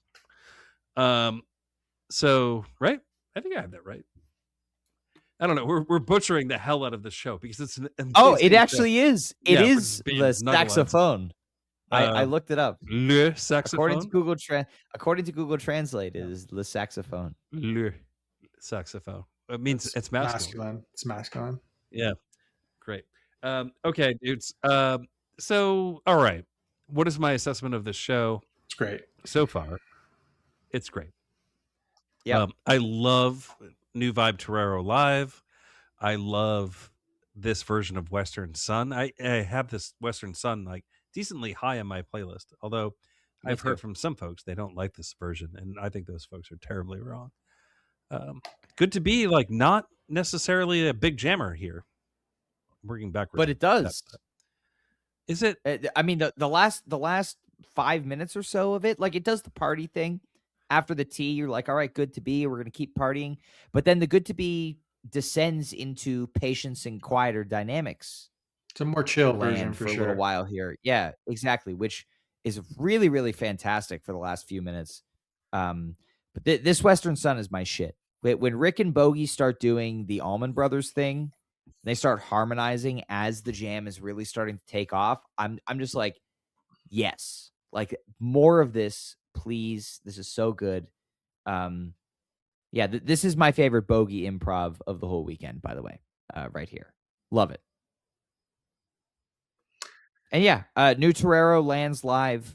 We now have the confirmation after they played it here that the 2 guitar composed section is in fact sticking around. Remains to be seen whether that is the Fana track on the album, but we can assume that it is. Based on the sequencing. But it's better live. I still prefer old Torero though. But I'm not super passionate about that. Yeah, I don't think that's anything anybody needs to be particularly passionate about. It's so let's talk about the second set. Okay. Hold on a second. Whoa. B has thoughts on the first set. My bad. He listened to this. How was the whole first set with Bogey? No, he walked off after Western Sun. He was not on media. He was not on Torero. I just like as a whole, sometimes I feel like with, when I think about El Gonzo, as somebody who has someone who's never been there, so as someone who can't afford a luxury excursion,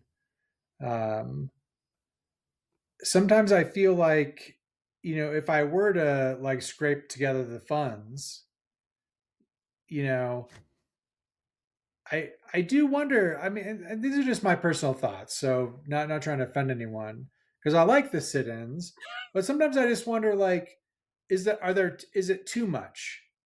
Like, is there a line with the sit-ins to where, like, maybe Goose isn't able to do as much of, the improv that they might otherwise do if they didn't have special guests.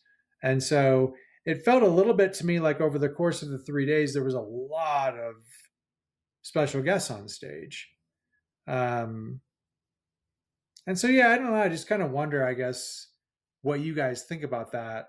And maybe from the perspective of folks that are, kind of investing in a big trip like this, and, what the expectations are. And, I know a lot of it came off really well, but I also feel like when I look at these three shows as a whole, like, I don't know, like these are different shows for sure than the rest of the tour. Yeah.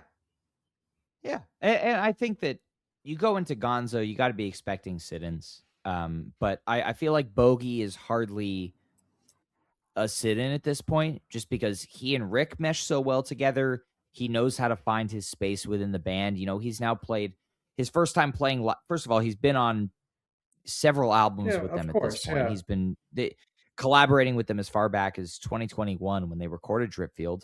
His first time playing live with them was Luna Luna for an 80-minute all improv set, and he sounded great with them. We had, actually, I lied. Radio City, he sat in.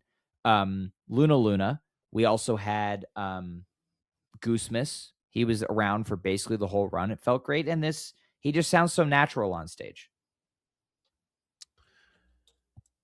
All right. So we should probably move on to set 2. Can we do that? Our final set here? Yeah. Okay.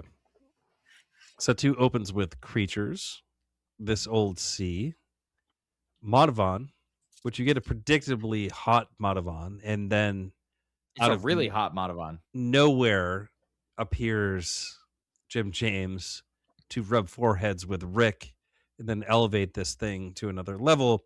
You get Cortez the Killer, which I think maybe is the best Goose sit-in ever.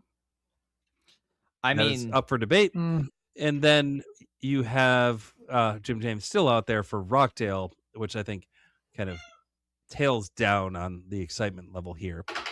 So I mean, this is one of the best shows they have played on this tour. It is incredibly exciting what they've done. Weirdly, like Creatures is kind of the low point of this set, which is odd. But it is what it is. And this Madhavan is bananas. I mean, it's Rick and Peter have this incredible groove that they're locked into. Jim James shows up. There are rock star things happening. I think there is a metamorphosis of Rick from just being a humble jazz dude to like full on fucking rock star in this sit-in. And I don't know. I think this is more than just the sit-in. It is a sign of like an expansion of what this band is. And I love everything about this set. Me too, man. The Goons with Bogey is so good. And then the Madhavan just turns up the heat. Like, I mean, it was really, really high quality 2-guitar Goose even before Jim James came on stage. And then it just elevated. And this is my current number 3 jam of the year. We'll see how that continues to age. We are currently 6 days from when I got my brain melted seeing this live at the time of this recording. So, but I think this is amazing. I've listened to it many times at this point. Can you have a sit-in in the playlist? You can. You can. I wasn't sure. We have, and no, it may not be considered proper Goose by some, but it is eligible for the bracket. Cortez is just special, man. I don't know if I ever want them to play this again. Like I mean, selfishly, because I was there and whatever. But I think this fits so well, and there's that moment at like the kind of peak of it where Rick just gives like a yeah, like, he lets out like a yell. And I thought it was Peter initially, and then I watched the video and it's actually Rick, which I think is really cool. Yeah. But yeah, this Jim James, amazing sit-in. This is the GOAT Jim James sit-in, and specifically the Cortez, and the Matavan is cool. I agree with the sentiment that Rockdale may have just been like, too much at that point. Like, quit while you're ahead situation maybe. Cortez, though, this is amazing. And when should they do it again? Only with Jim James, or Dave Matthews. Like, those would be the two. Those would be the two situations to play Cortez again, or with Trey maybe. But don't just play it again. And I have to say, I've always loved this song. I was really, really happy to see this. And I couldn't help but think how much I like the Dave Matthews, Warren Haynes version of this, which I've, listened to many times, different versions, and watched videos of. And I really couldn't help but compare the two. And I got to say that my thoughts on this are that the Rick guitar playing on this is incredible. Jim James has a really awesome solo as well, but so does Warren Haynes. But Rick's playing on it is phenomenal. But I also really love Dave's take on the vocals. So I wish if there could be a way where we could get Dave to sit in with Goose, then I think that would be the time when I would say, yes, it's okay. Please play Cortez again, because I think that combination would be incredible. That all said, I love this set. I love this show, by the way. Don't let my guest sit-in talk lead you to believe that I don't like this show. I think I had this as like number 2 maybe of my kind of top 3 shows of this tour. So really amazing stuff. Love the Cortez, love the Matavan. Viva El Gonzo. Hell yeah, man. Well, that brings us to the conclusion of all the shows we're going to talk about here today, and every Goose show so far in 2026, which is very exciting, which means it's time to open up the sack. Everybody's favorite part of the episode, when you're 3.5 hours in and you're like, when are these guys going to shut the fuck up already? Why can't I sleep? That's probably what you're thinking. Yeah, why can't I sleep? It's because we haven't opened up the sack yet. Well, we've got a big mail sack for you today, and Neal's going to be the first one to take on the mail sack. Oh, yeah, man. Friend of the pod, Blazing Shame, who's been around for, I think, forever, has asked, the Goose Jams have seemed a lot more interesting and varied this year. Do you agree, and what do you attribute it to? And I think, well, man, I think that the fact is that they continue to play more and more Goose Jams. And because of that, we have actually different styles that are starting to appear. And I think this is natural. They're, musicians that play improv, and you're bound to have like new things coming. So I think we're getting new stuff, and I think it's turning, I think I actually touched on that earlier in the pod. It's less static. It's less the same thing every time. There are different things that are happening, and it's expanding. And every time it expands a little bit more, they expand on those little ideas that they expand upon. And so, yeah, it's I think it's exciting stuff, and it is becoming a true improvisational style. I think my old knock was like, it is not like the cowfunk, where it's the thing that's like opening up the universe for them to kind of do different things improv wise, because it hasn't been that to this point. And then now I think we're kind of getting there, where it's giving them an opportunity to really take fresh perspectives on improv. Yes, I agree. They're definitely starting to push the boundaries there. I've got a sack here from friend of the pod, Captain Incredible. Can you please dial Peter in and ask what it means when bonus jam is noted on the set list? And that is because Captain Incredible has been on a crusade for almost 4 years now to bring back the second jam in All I Need. And the All I Need at Viva El Gonzo on the written set had bonus jam written next to it. They didn't end up doing the second jam, but I am so curious if we were that close and whether that means we're going to get it now. And I certainly hope, for the captain's sake and for all of us, that it comes back very soon. I would love to see an All I Need second jam. Yep. You agree? True. You got a sack? You got a sack there, true. I do. I did notice one comment in here said, definitely looking forward to hearing Neal and Ryan's take on album Torero, and whether Fane is also a song. To which I would just say, people don't know about Jive Goose. But my real sack is overall, how do we feel Spring 26 stacks up with Fall? Who's this from? 25? Who's this from? JTA Larry Co 328. So Co leads me to some type of company. Some company. I would say, I touched on this earlier. I think. Yeah, sorry, you didn't finish reading the sack. I think. Please repeat. Yeah, it was. The question. How do we feel Spring 26 stacks up with Fall and Summer 25? That was it. Oh, I thought you hadn't finished reading. Okay. So yeah, like I was saying earlier, I think there's a lot of strengths to this tour. I think jamming wise, things are on par or better with Summer and Fall 25.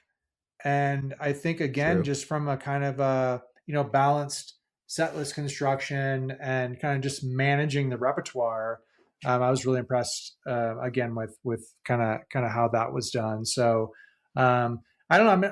I'm definitely in a state of optimism. Looking ahead, I think Europe tour is an interesting kind of next phase.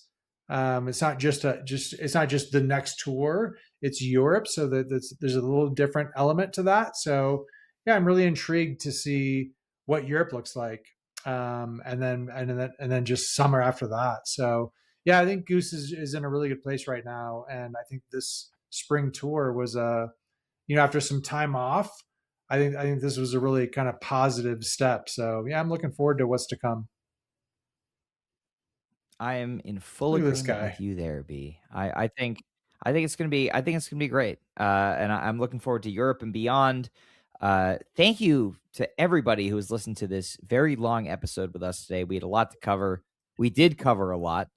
And it was a lot of fun being here with you all, breaking down Goose. 18 shows is how many we just talked about? I think we did. And your poo-poo face also.